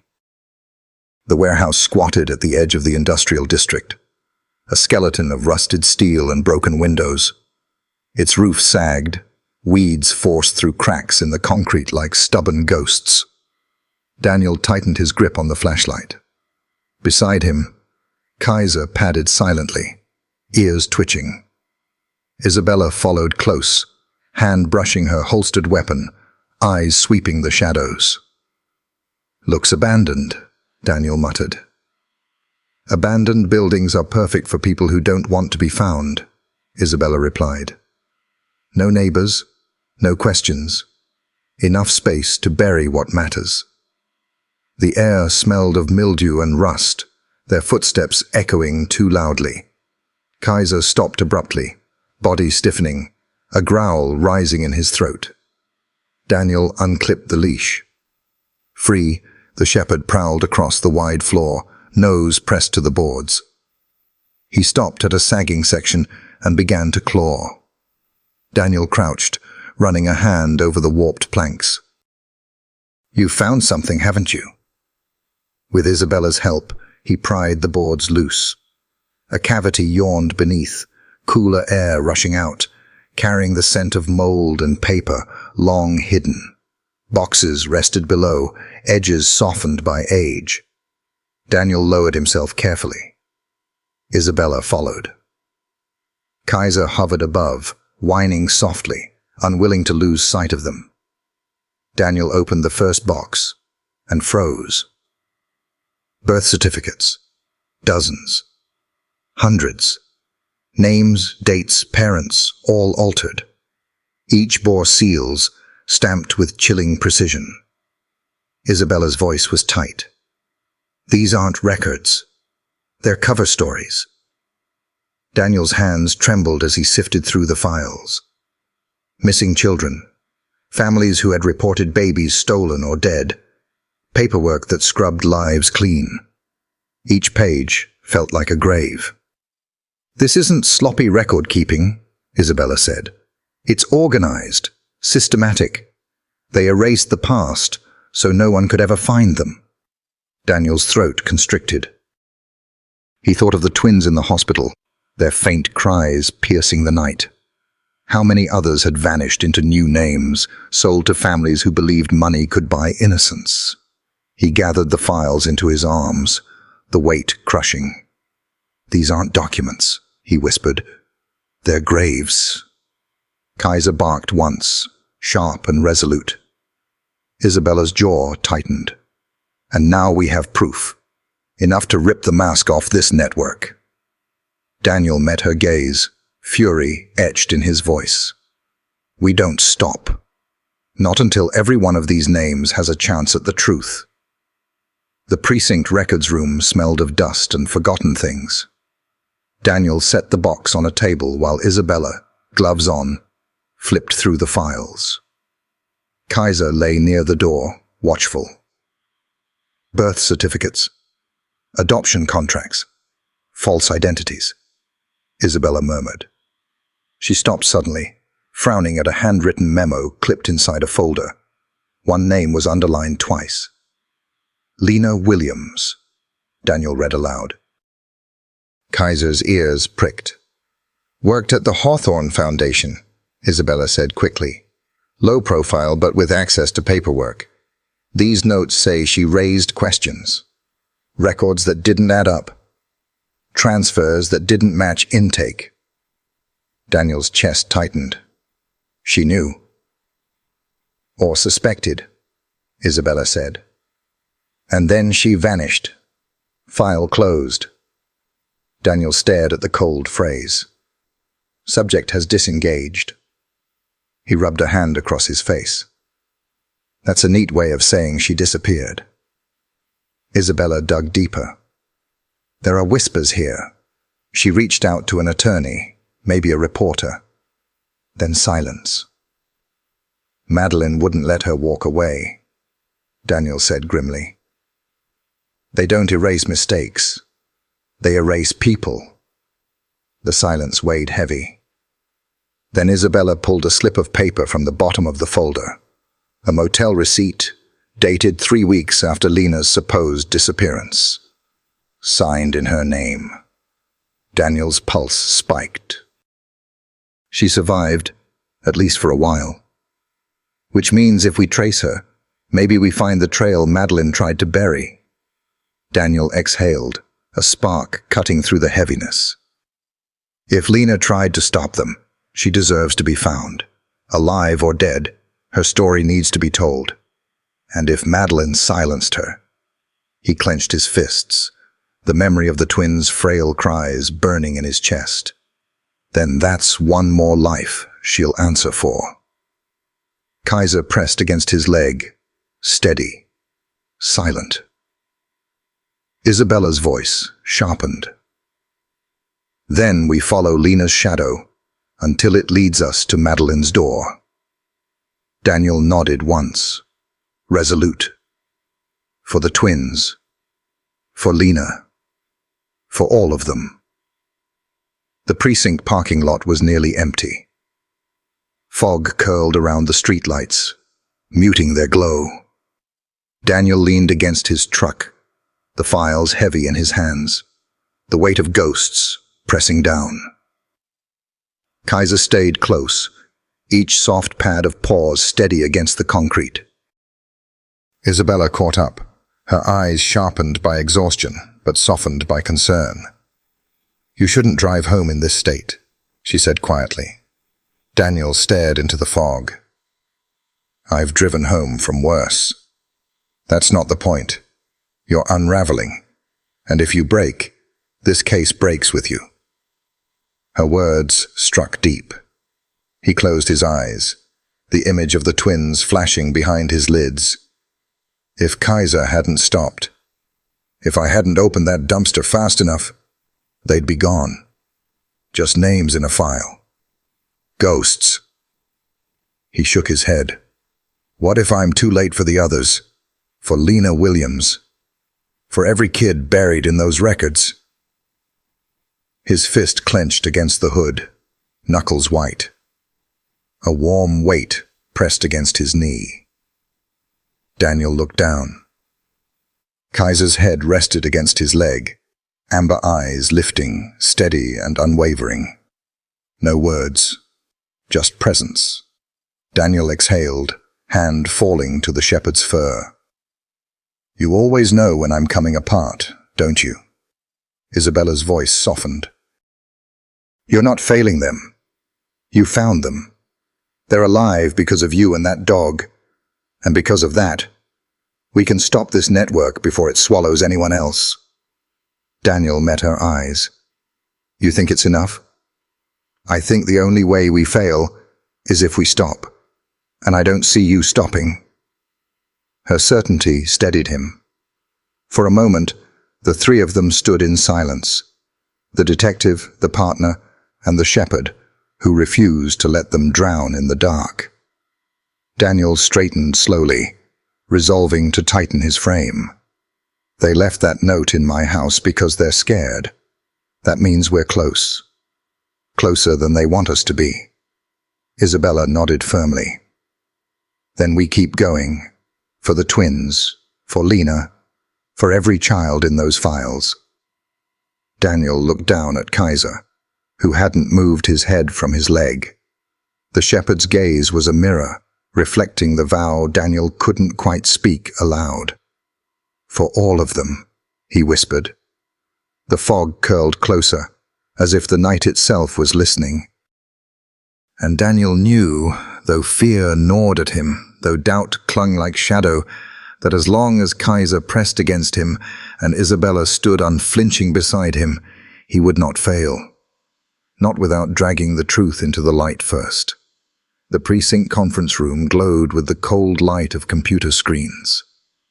Caseboards crowded the walls, crisscrossed with red twine linking mugshots, maps, and documents. Daniel sat hunched at the table, sleeves rolled, eyes raw from sleepless nights. Kaiser sprawled near his boots, restless, ears twitching at every sound. Across the table, Isabella clicked through spreadsheets, her focus razor-sharp. Rows of numbers scrolled by, cold symbols hiding human tragedies. She tapped her pen against the wood. Here, she said, pointing at a highlighted line. Donations funneled into the Hawthorne Foundation, legal on paper. But watch where it goes. Daniel leaned closer. The funds split into smaller charities with bland names: Hopeful Futures Initiative, Sunlight Trust, Safe Haven Foundation. Shells, Isabella explained. P.O. Boxes, no offices, no work being done. Money flows in, disappears again. Transfers stacked one after another, thousands becoming hundreds of thousands, landing finally in the accounts of wealthy families. Daniel's jaw tightened. Payments. Exactly. Each matches a sealed adoption record. These aren't donations. They're purchases. Madeline built a marketplace, and it's been hiding in plain sight. The word lodged in Daniel's chest. Market. Children as product. Lives reduced to ledgers. Isabella pulled up a chart. Over 15 years, more than 30 families, judges, CEOs, even a senator's cousin, all protected by power. Daniel leaned back, fury creaking in his chair. So Madeline isn't working alone. She's selling children to people who shield her. And that makes it systemic, Isabella said flatly. Not isolated cases, an empire. Kaiser whined, pressing his head against Daniel's boot. The touch grounded him, but the storm inside only grew. How do we fight it? Daniel asked. Those families can bury us before we touch them. We expose it, Isabella answered. Money leaves trails. Trails lead to doors. We just have to knock them down. Daniel rubbed his temples. Every dollar means a child ripped away, and the system let them. The silence weighed heavy, until Isabella spoke again. There's a recurring name, L.W., Lena Williams. She wasn't just an employee. She processed some of these payments. Maybe she tried to speak up, and vanished. Daniel's gut clenched. If we find her, we prove the whole network exists. He rose, pacing. We've got contracts, birth certificates, now the financials. It's enough to build a case. It's enough to make us targets, Isabella corrected.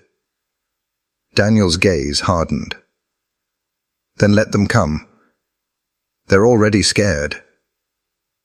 Good. Let them stay scared.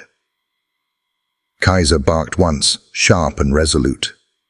Daniel looked at him, then at Isabella. We follow the money until it leads us to Madeleine, and when it does, we bring her empire down. The numbers on the screen glowed like ghosts, proof of every stolen life. The rural highway stretched into a darkening horizon. Daniel drove, Kaiser beside him with ears pricked toward the open window. Wish it were just a drive, Daniel muttered. Just you, me, and nothing waiting at the other end. Kaiser huffed in reply. Daniel almost smiled, until headlights flared in the mirror. A black SUV, no plates, tinted windows. At first Daniel ignored it, but as the miles passed, it matched his every move. His gut tightened. We've got company. Kaiser shifted upright, growling low.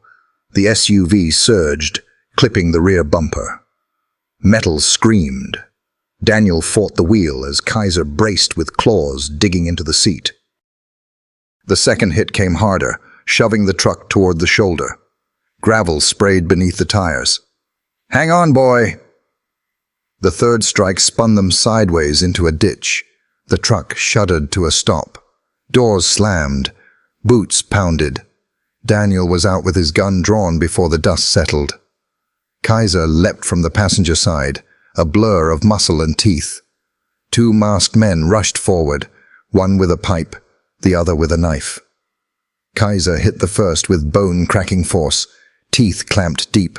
The man screamed, weapon falling. The second lunged. Daniel caught his wrist, twisting until bone popped. The knife dropped into weeds. A knee to the gut folded the attacker, but a third figure charged with a crowbar. Daniel ducked, the crowbar whistling past his skull. His fist connected with the man's jaw, staggering him, but not dropping him. Kaiser yanked the first man down, growls raw and relentless. Daniel slammed an elbow into the second's temple, pinning him against the truck. The third swung again. Steel smashed against Daniel's forearm. Pain exploded, but his other hand lifted the gun. "Drop it!" he roared. The man froze. Then Kaiser lunged, slamming into his legs. The crowbar clattered away. Gun leveled, Daniel held his ground as the masked men staggered back, bloodied and shaken.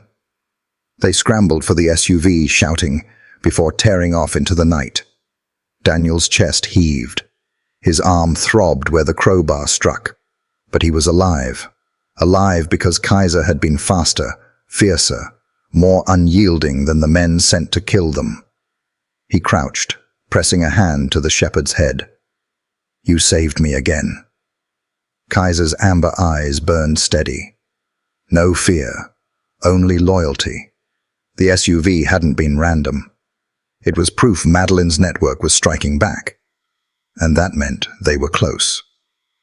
"They're scared," Daniel murmured. Kaiser barked once, the vow echoing across the empty fields. Daniel's resolve hardened. They want a war? Fine. We'll give them one. The motel room was dim, filled with the hum of the heater and the flicker of a neon sign outside. Daniel sat on the bed, his bruised arm throbbing, adrenaline still clawing through his veins. Kaiser lay nearby, alert, eyes locked on his handler. The ambush replayed in Daniel's mind. The SUV, the masked men, the crowbar's arc, Kaiser's lunge. It wasn't random. It was a warning. They wanted him silenced. His reflection in the window stared back, older, jaw clenched, eyes hollowed by fatigue, but sharpened by something new, resolve. And then the sound surfaced again. A newborn's cry, faint and desperate. The memory of the dumpster, the fragile bodies in his arms, their wrists marred by cruel marks. He closed his eyes, fists clenching. Not in vain. I won't let their cries be in vain. Kaiser stirred, crossing the room to nudge his hand. Daniel's breath shuddered out, grounding himself in the shepherd's steady presence. "You feel it too, don't you?" he whispered. "This isn't just about a case. It's them. Every child in those files. Every family is torn apart." The dog pressed closer. Daniel's chest ached. He thought of his sister's stillborn, the silence that haunted his family.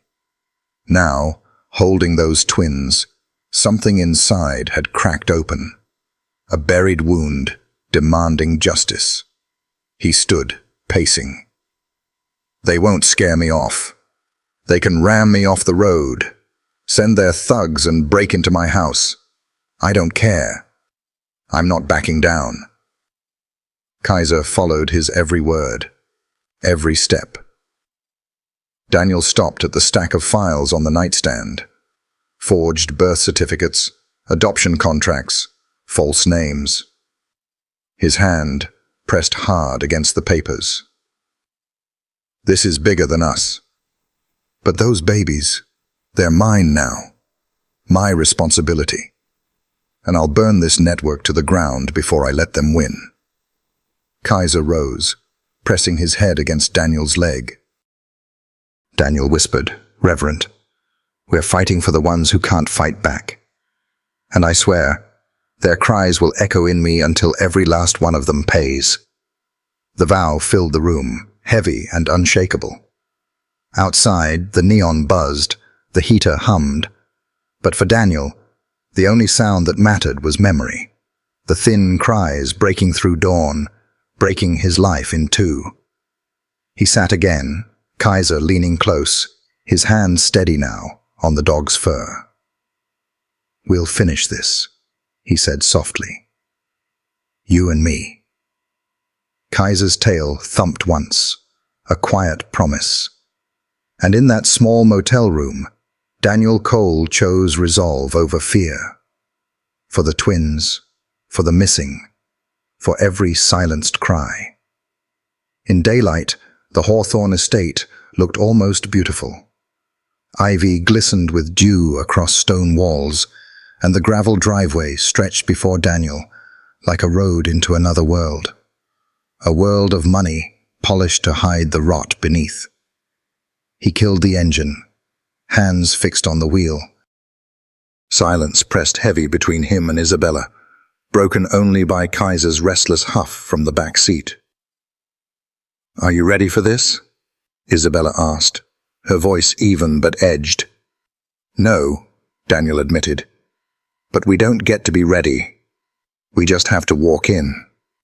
She nodded, pushing open her door. Daniel followed, boots crunching on gravel.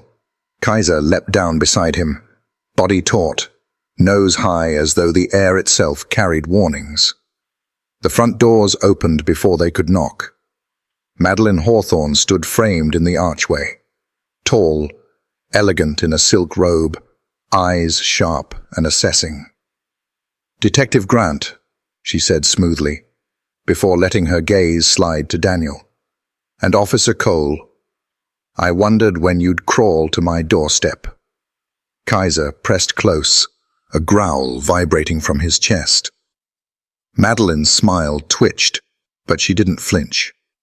"We're not here to play games," Isabella said. "We found adoption contracts in your study, dozens." "Your signature is on them." Madeline tilted her head as though considering a specimen under glass. "Old papers. My family was charitable. We gave homes to children who needed them. If that's a crime, perhaps the world has grown crueler." Daniel stepped forward, voice hard. "Don't insult us. Those weren't homes. They were transactions. Kids sold and erased. You didn't rescue them. You erased them. For the first time, her eyes flickered. Kaiser's growl deepened, hackles rising. "Control your animal," Madeline snapped. "He's reacting to you," Daniel shot back. "And he's never wrong." The silence stretched tight. Madeline smoothed her robe, mask slipping back into place. "You think a few dusty files prove anything? You have no proof of anything current. Nothing that ties me to your fantasies." "We traced the money," Isabella said, "through your charities, into the accounts of families willing to pay. That's not fantasy. That's evidence." Madeline's faint smile sharpened. "Evidence can be buried. Witnesses discredited. Families, powerful families, will deny everything. And when this collapses, you'll have nothing left but ruined careers." Daniel's fists clenched. He thought of the babies in the hospital, their cries echoing in sterile rooms, of Lena Williams, who had likely tried to speak up and vanished for it. "You're not untouchable," he said quietly, rage laced through the words. "You don't scare me, and you don't scare him." He gestured to Kaiser, whose gaze never left her. For the briefest second, fear flickered in her eyes. "Get out," Madeline snapped, composure cracking. "We'll be back," Isabella replied. "And next time, it won't just be questions. It'll be warrants." Madeline's smile returned, brittle and thin. "Then come prepared. Because if you try to bring down my family's legacy, you'll find the price higher than you can pay." Kaiser pressed against Daniel's leg, pulling him back from the edge. Daniel met her gaze one last time, memorizing that crack in her mask, then turned. Outside, the air felt heavier. The estate loomed like a tomb. "She's lying," Daniel muttered. "She's stalling," Isabella corrected, "which means we rattled her, and rattled people make mistakes." Daniel brushed his hand across Kaiser's back. "You saw it too, didn't you, boy? She's afraid." Kaiser's ears flicked, tail giving the faintest wag. It was enough. The precinct's interview room was sterile gray, draining color from everything inside. Madeline sat elegantly in the metal chair, posture regal, silk blouse pristine. She looked like a queen, stripped of her throne, but clinging to illusion. Daniel leaned against the wall, arms crossed. Kaiser lay at his feet, silent and alert, eyes locked on her as though he smelled the rot beneath her polish. Isabella sat across the table, a folder of documents spread before her. "Let's start simple," Isabella said. "You had every chance to deny involvement at the estate, yet you didn't. Why?" Madeline smiled faintly. "Because denial is for the guilty. I have nothing to deny." Daniel pushed off the wall, voice rough. "You signed those contracts. We traced the money. Children were stolen, sold, erased because of you." "Children were placed," Madeline corrected softly. "Given lives greater than the ones they were born into. Do you know what happens to unwanted children, Officer Cole? They rot. They suffer. I ensured they had futures." The words hit like acid. Daniel's fists clenched, but Isabella steadied him with a glance. "Futures bought with money," Isabella said. "Built on lies. What you call placement is trafficking." "Trafficking," Madeline echoed, almost amused. "Such small thinking. My family understood something greater. We preserved what mattered." Her voice dropped, fervent. "Bloodlines." The word chilled the air. "For generations, we curated families," she continued. "We chose where the children went. We ensured wealth and power flowed into the right veins. We preserved order." Daniel slammed his hand on the table, Kaiser instantly rising with a growl. "You talk about children like cattle. They're human beings." Disdain flickered across her face. "Left to chance, humans destroy themselves. Guided, they become more. You're saying your family played God, Isabella said. Madeline's smile deepened. Someone had to. The silence suffocated. Daniel's pulse hammered, the memory of the twins burning in his chest. You threw 2 babies into a dumpster, he said, voice low and dangerous. Tell me how that preserves anything. Madeline's mask cracked. Her voice sharpened. That wasn't supposed to happen. Mistakes occur when people disobey orders. Those children should never have surfaced. But you... Her gaze cut to Kaiser, whose growl vibrated. You unearthed what was meant to stay buried. Daniel stepped closer, shadow falling over her. You call it a mistake. I call it proof. Your empire is crumbling. She leaned back, regaining calm. Do you know why I'm not afraid, Officer Cole? Because men like you burn out. Passion consumes you. My family has weathered centuries. You are nothing but a gust of wind. Isabella tapped the folder. And yet here you sit, explaining yourself like a woman cornered. Bloodlines don't mean much when the paper trail is this clear. Madeline's smile faltered. Kaiser barked once, sharp and sudden. Madeline flinched. Daniel crouched, resting his hand on the shepherd's back. He knows the truth. And so do we. The silence cracked her mask further. Isabella leaned forward, voice cold as steel. You're not preserving anything. You're destroying lives. And when this goes to trial, no amount of silk or history will save you. Madeline said nothing. She sat rigid, her empire pressing down on her like a collapsing ceiling. Daniel straightened, vow burning in his chest. He would not let her twisted legacy define those children. Not while Kaiser's steady breath anchored him. Not while the cries of the twins echoed in memory. This was no longer just a case. It was a battle for every stolen life. The door shut with a hollow thud, cutting off Madeline's perfume-drenched presence.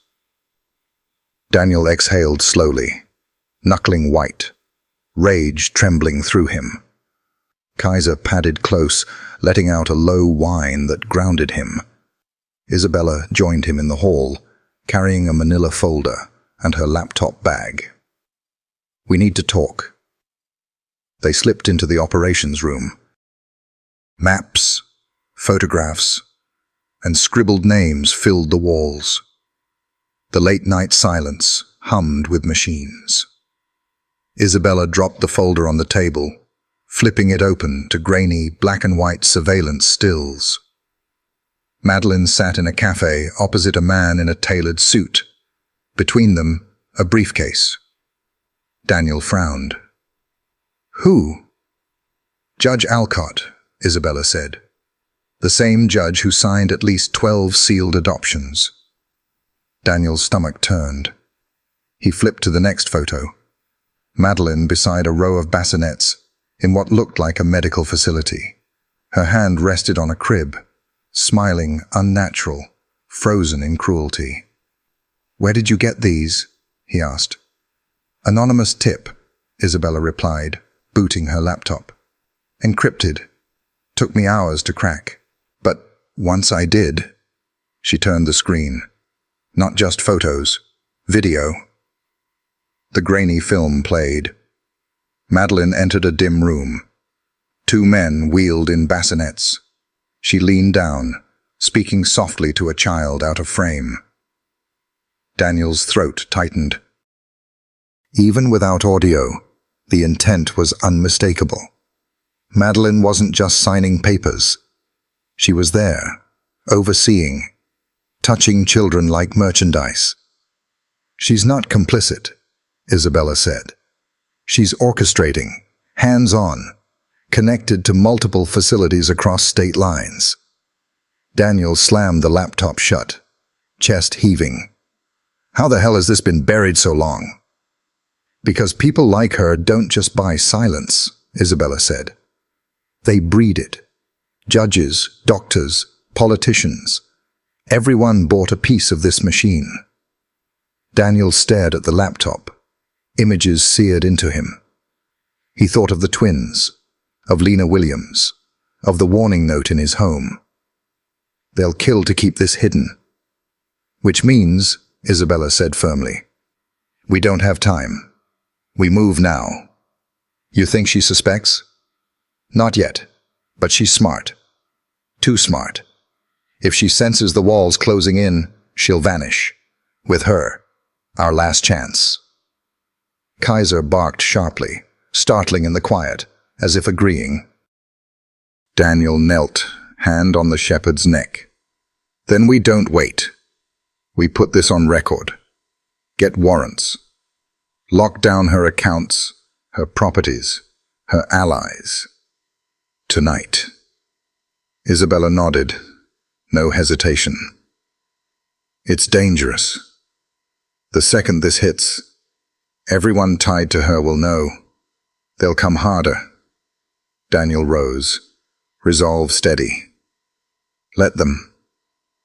I won't let those babies' cries fade into nothing, because we were too afraid to move. The veil was gone. Madeline was visible now, her empire exposed in images and ink. If they didn't strike fast, she'd vanish forever. Daniel looked at Kaiser, sentinel in the dim light. Stay close, boy, he whispered. It's about to get ugly. Kaiser's tail thumped once. Together, they turned toward the storm. The night air clung heavy with oil and rust, a metallic scent that seemed to seep from every cracked wall of the abandoned distribution hub on the outskirts of the city. The warehouse loomed in the darkness, corrugated metal streaked with grime, windows shattered into jagged teeth.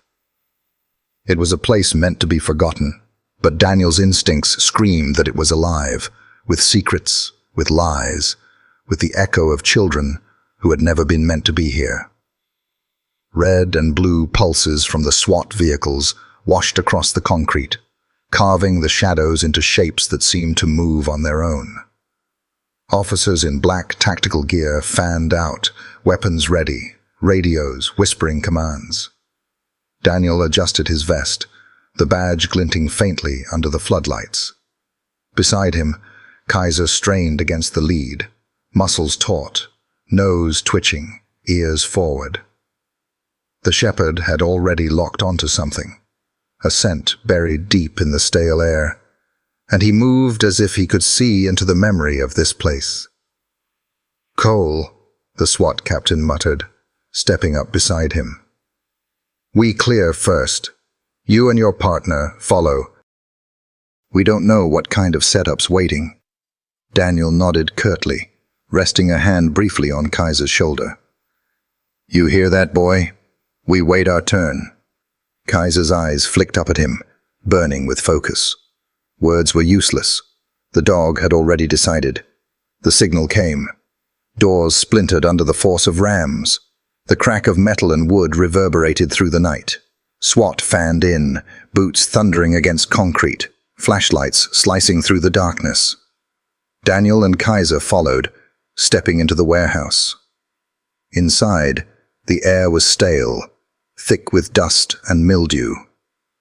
Beams of light revealed row after row of wooden crates stacked like tombstones. Some bore faded shipping labels, others nothing at all. But it was what lay scattered on the floor that froze him. A pacifier, dulled by dirt, a baby blanket, torn at the edge, embroidered with initials that made Daniel's chest tighten. Kaiser moved forward slowly, sniffing the fabric, growl low and steady. They were here, Daniel murmured, kneeling, his hand brushing over the blanket. This isn't just paperwork. They brought children through this place. Isabella's voice cut sharply across the room. You need to see this. Daniel rose, Kaiser close at his heel. Inside a crate, stacks of documents lay meticulously arranged. Birth certificates, adoption records, Passports that didn't match faces. Entire lives rewritten on paper, forged, constructed as if they had never existed. "They've done this hundreds of times," Isabella whispered, holding up a file. A baby's photo, pinned with inked scrawl across the corner. A new name, new parents, new life. Daniel's jaw tightened. These weren't just crimes. They were thefts of futures, of innocence. Children had become commodities, shuffled and renamed like playing cards. Kaiser barked suddenly, sharp and insistent, paws pawing at a stack of crates. Daniel rushed forward with a SWAT officer, prying the lid free. The stench hit first, mold and neglect, then the sight. Infant formula, half expired, stacked beside tiny bottles and blankets. The children hadn't just passed through here.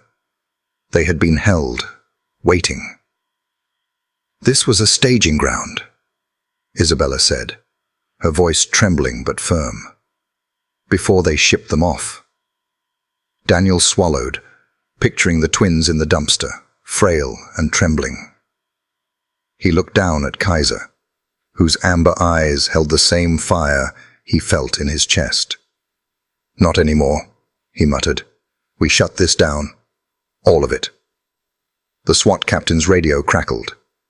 "Clear on East Sector. Moving west." Men fanned further into the warehouse, opening crate after crate. Each one revealed deeper layers of the operation. Ledgers of payments, forged passports, falsified medical records. The scale of the network hit Daniel like a blow. Madeline Hawthorne wasn't just a player. She was the queen of a machine whose reach touched states, maybe borders. But now they had evidence. Tangible, damning evidence. Isabella snapped photos with her phone, hands steady, jaw set. Enough to indict, enough to connect her directly. Daniel wanted to believe her, but looking around at the magnitude of the rot, doubt crept in. People with this much power didn't fall quietly. Madeline had burned before, and she would again. Kaiser pressed against Daniel's leg, grounding him. The shepherd's eyes locked onto his, reminding him why they were here. Not for vengeance, not for glory, but for the children whose voices had been stolen. Daniel placed a hand on Kaiser's head. "We'll finish this, boy, no matter what it takes." Back at the precinct, the operations room was chaos. Maps and strings connected names, addresses, and photos. Crates of evidence filled the space, and Daniel hunched over the table, bruised and sleepless, eyes burning. Kaiser lay nearby, alert, despite exhaustion. Isabella tapped into the laptop, her voice clipped. Financial forensics flagged a shell account tied to the Hawthorne Foundation. Transfers linked to adoption contracts, but the recipient... She clicked, revealing a name. Lena Williams. Daniel's head snapped up. "She's supposed to be dead." "Not dead," Isabella said, leaning on the table. "Controlled. Hidden. 6 months ago. This document shows her alive. If we find her, she could testify. Bring the network down." Daniel felt a surge of hope, fragile and electric. Lena, someone from the inside, someone who had survived, was the crack in the empire. He pictured the babies, the stolen childhoods, the weight of silence finally breaking. Kaiser shifted, sensing the urgency, nudging Daniel. "We find her," Daniel whispered. "Whatever it takes. She's not just another file. She's the voice those children never had." Isabella pulled another file, an intercepted email with an address in a neighboring county. Safe house, or a cage, it didn't matter. Lena was alive. And Madeline would know soon enough. Outside, the rain fell in grey sheets, streaking the city like blood. Daniel's fists clenched. Every second counted. Every shadow could be her last. Kaiser barked, low and commanding. Daniel met the dog's amber gaze. Then we don't give her the chance. The TV anchor's voice cut through the room. Madeline Hawthorne, central figure in recent controversies, is missing. Authorities believe she fled last night. Current whereabouts unknown. Daniel's stomach twisted. She had anticipated them, slipped away. But with Lena alive, the Empire had a weak point. He rose, hands firm on Kaiser's neck. "Come on, boy. The hunt starts now." Kaiser barked sharply, claws scraping the floor. Time had run out. The chase was no longer looming. It had begun.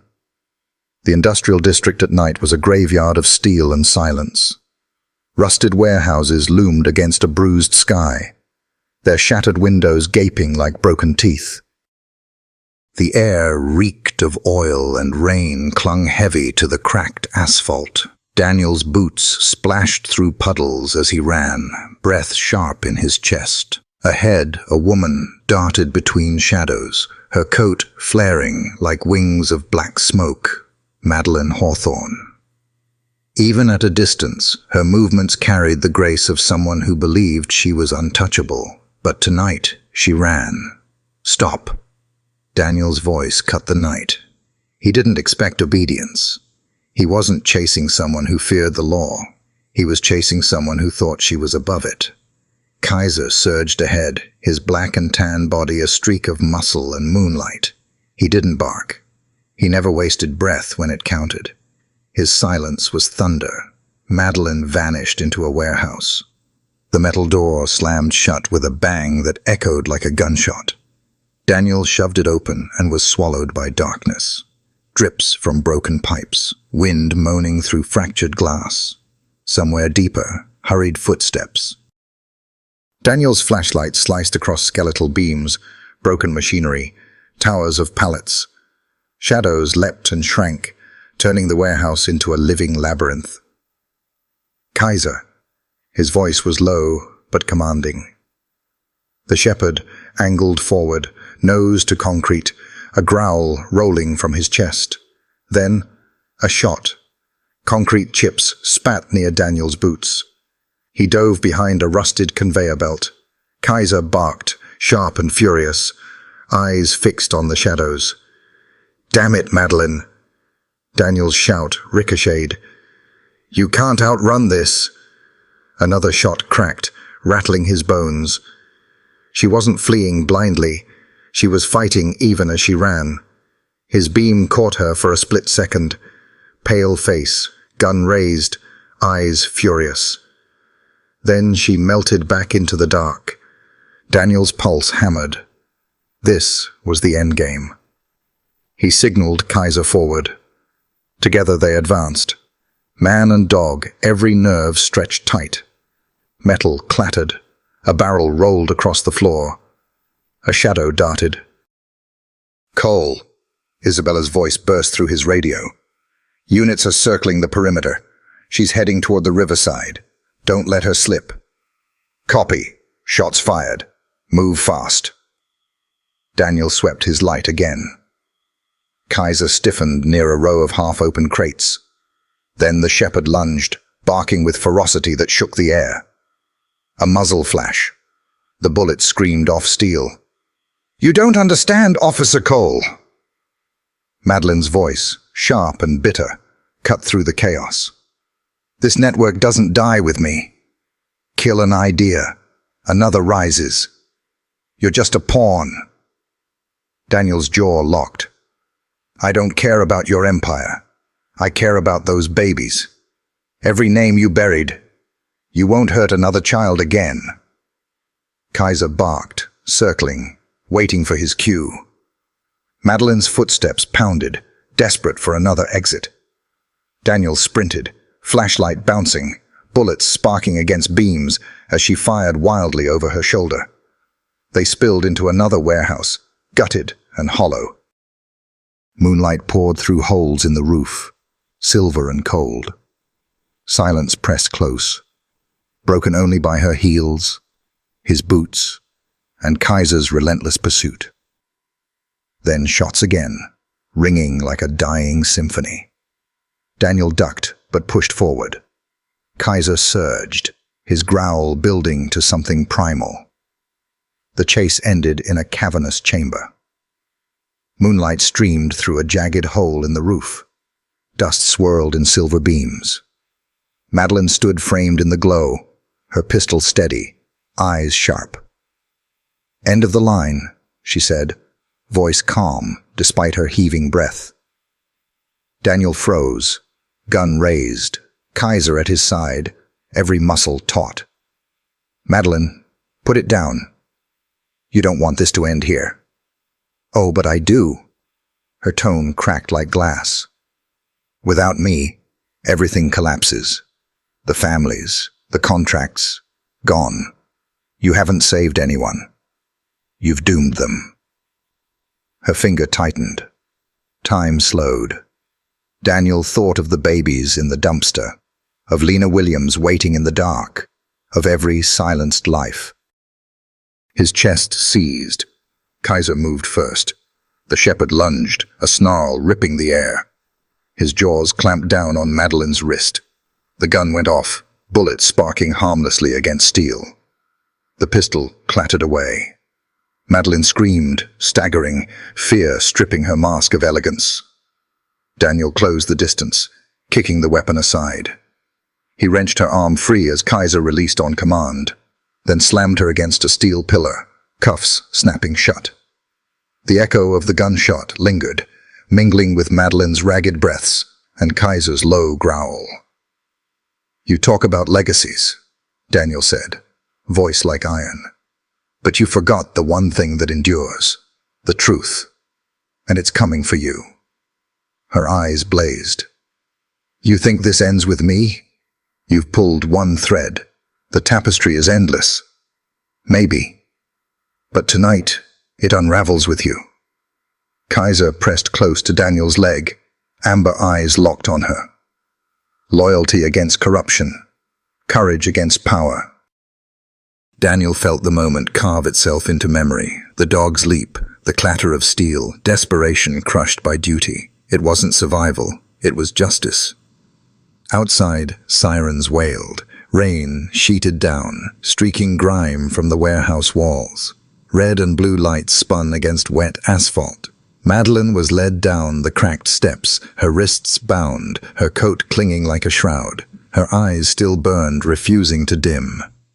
"This is bigger than me," she said, voice carrying above rain and sirens. "You haven't stopped anything." Her words sliced the night. Officers shifted uneasily. Isabella froze for a breath.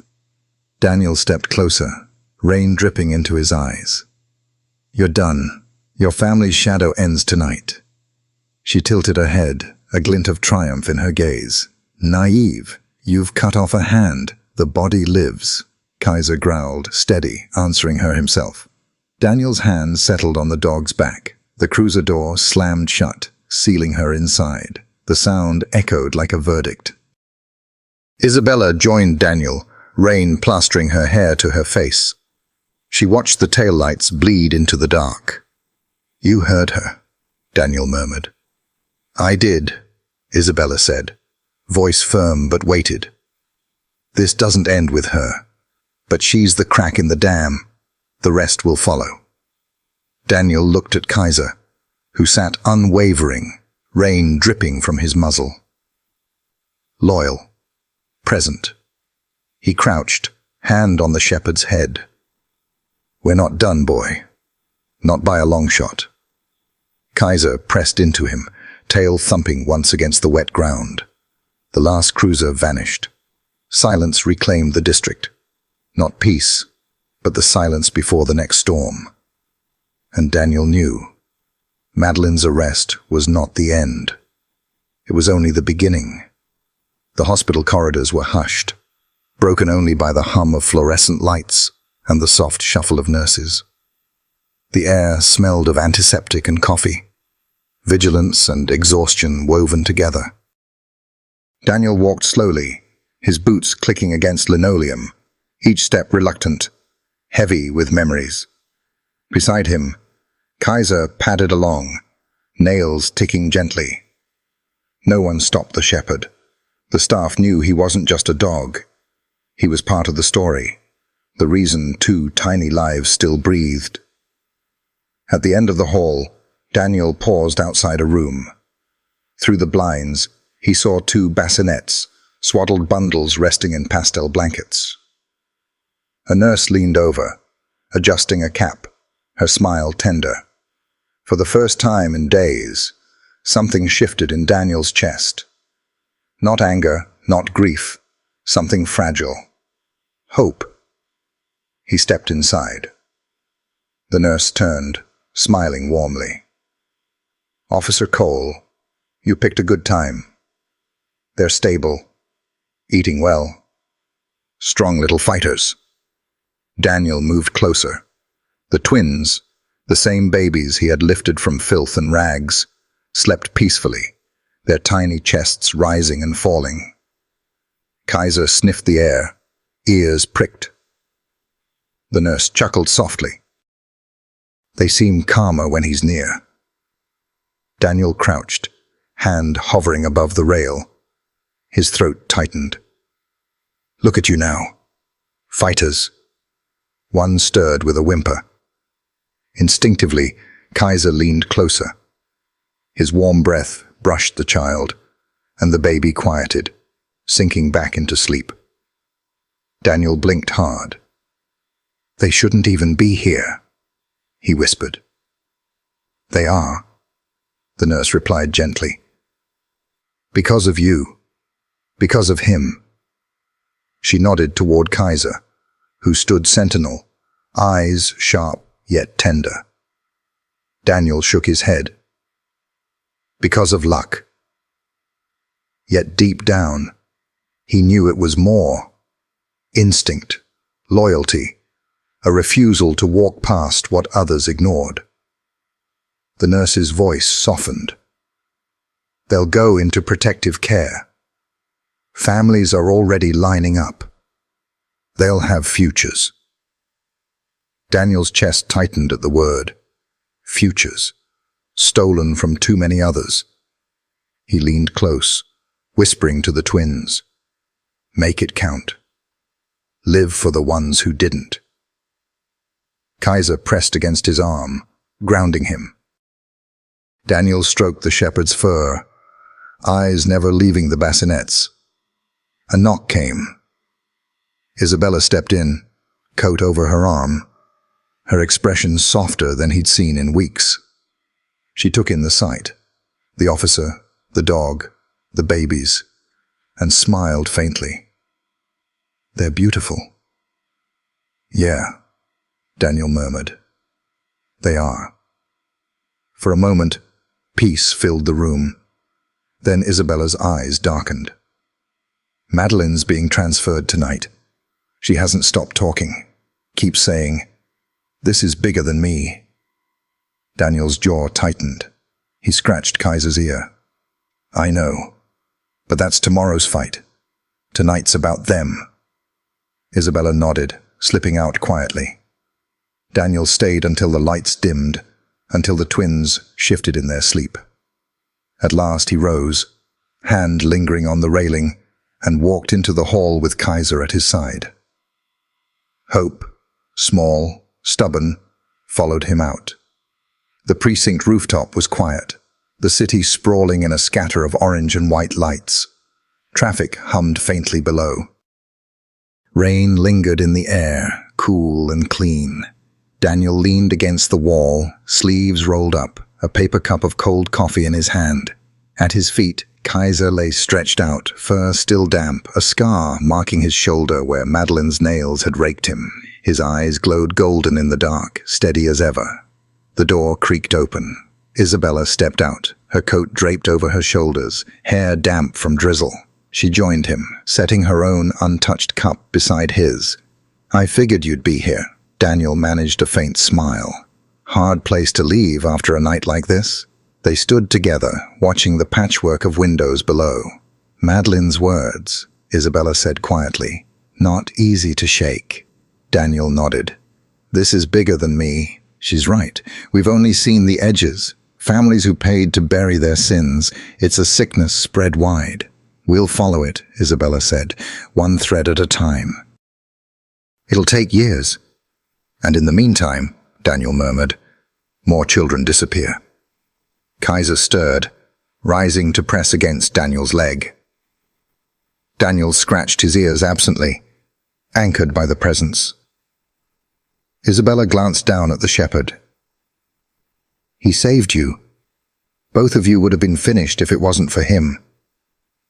Daniel looked into Kaiser's amber eyes.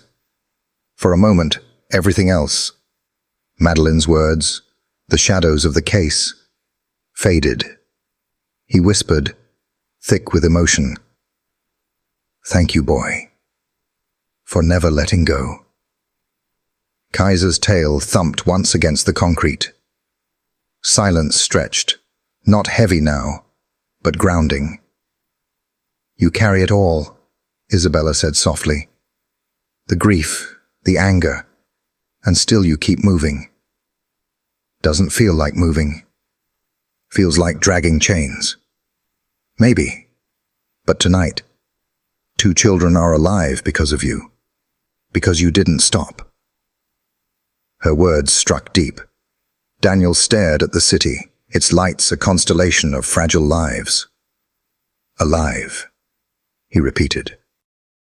"It's worth everything," Isabella replied. Daniel crouched, both hands on Kaiser's shoulders, pressing his forehead lightly against the shepherd's. "We're not done. But I couldn't have made it without you." Kaiser whined softly, pressing back, steady and warm. At last, Daniel rose, shoulders eased. He looked at Isabella, then back at the city. "Tomorrow, we pick up the threads. Tonight, we breathe." "Tonight, we breathe," she echoed. They stood together under thinning clouds, stars faint above them, Kaiser between them, loyal, unyielding. For the first time in weeks, Daniel felt the stirrings of healing, fragile, imperfect, enough. The night had quieted into rare stillness. The storm had passed, leaving the sky jeweled with stars. Daniel walked the cracked sidewalk, jacket unbuttoned, hands deep in his pockets. His steps were slow, deliberate. Beside him, Kaiser trotted steadily, his scar stark in the moonlight. Every few strides, the shepherd glanced up, checking on him. Daniel nodded back each time, lips softening in gratitude. The air was cool, carrying pine and wet asphalt. A train whistle echoed in the distance, lonely but grounding. Daniel's thoughts drifted to the twins, safe in their cribs, to Madeline's chilling words, "This is bigger than me," and to the name still haunting every lead, Lena Williams. He stopped, tilting his head back at the stars. "There are more out there, boy. More babies, more families. We've cut one thread. The web's still there." Kaiser rumbled low, not a growl, but agreement, his tail brushing Daniel's leg. Daniel crouched, both hands on the shepherd's neck. "I don't know if I'm strong enough for what's next. But you are. And with you, maybe I'll find a way." Kaiser pressed his head against Daniel's chest, eyes reflecting starlight, promising silently they'd carry the weight together. Daniel stood again, steadier, and resumed walking. The road curved into oak shadows, secrets waiting in the dark. He didn't falter. Kaiser matched him step for step. He knew it wasn't over. There would be hearings, trials, more names buried in shadows. But there was also this. The newborn cry he'd once heard in a dumpster, the tiny hand curling around his finger. Proof that hope had survived where it should have died. That was enough. At the town's edge, Daniel stopped. The open road stretched into darkness. Somewhere out there were answers. Somewhere, Lena Williams.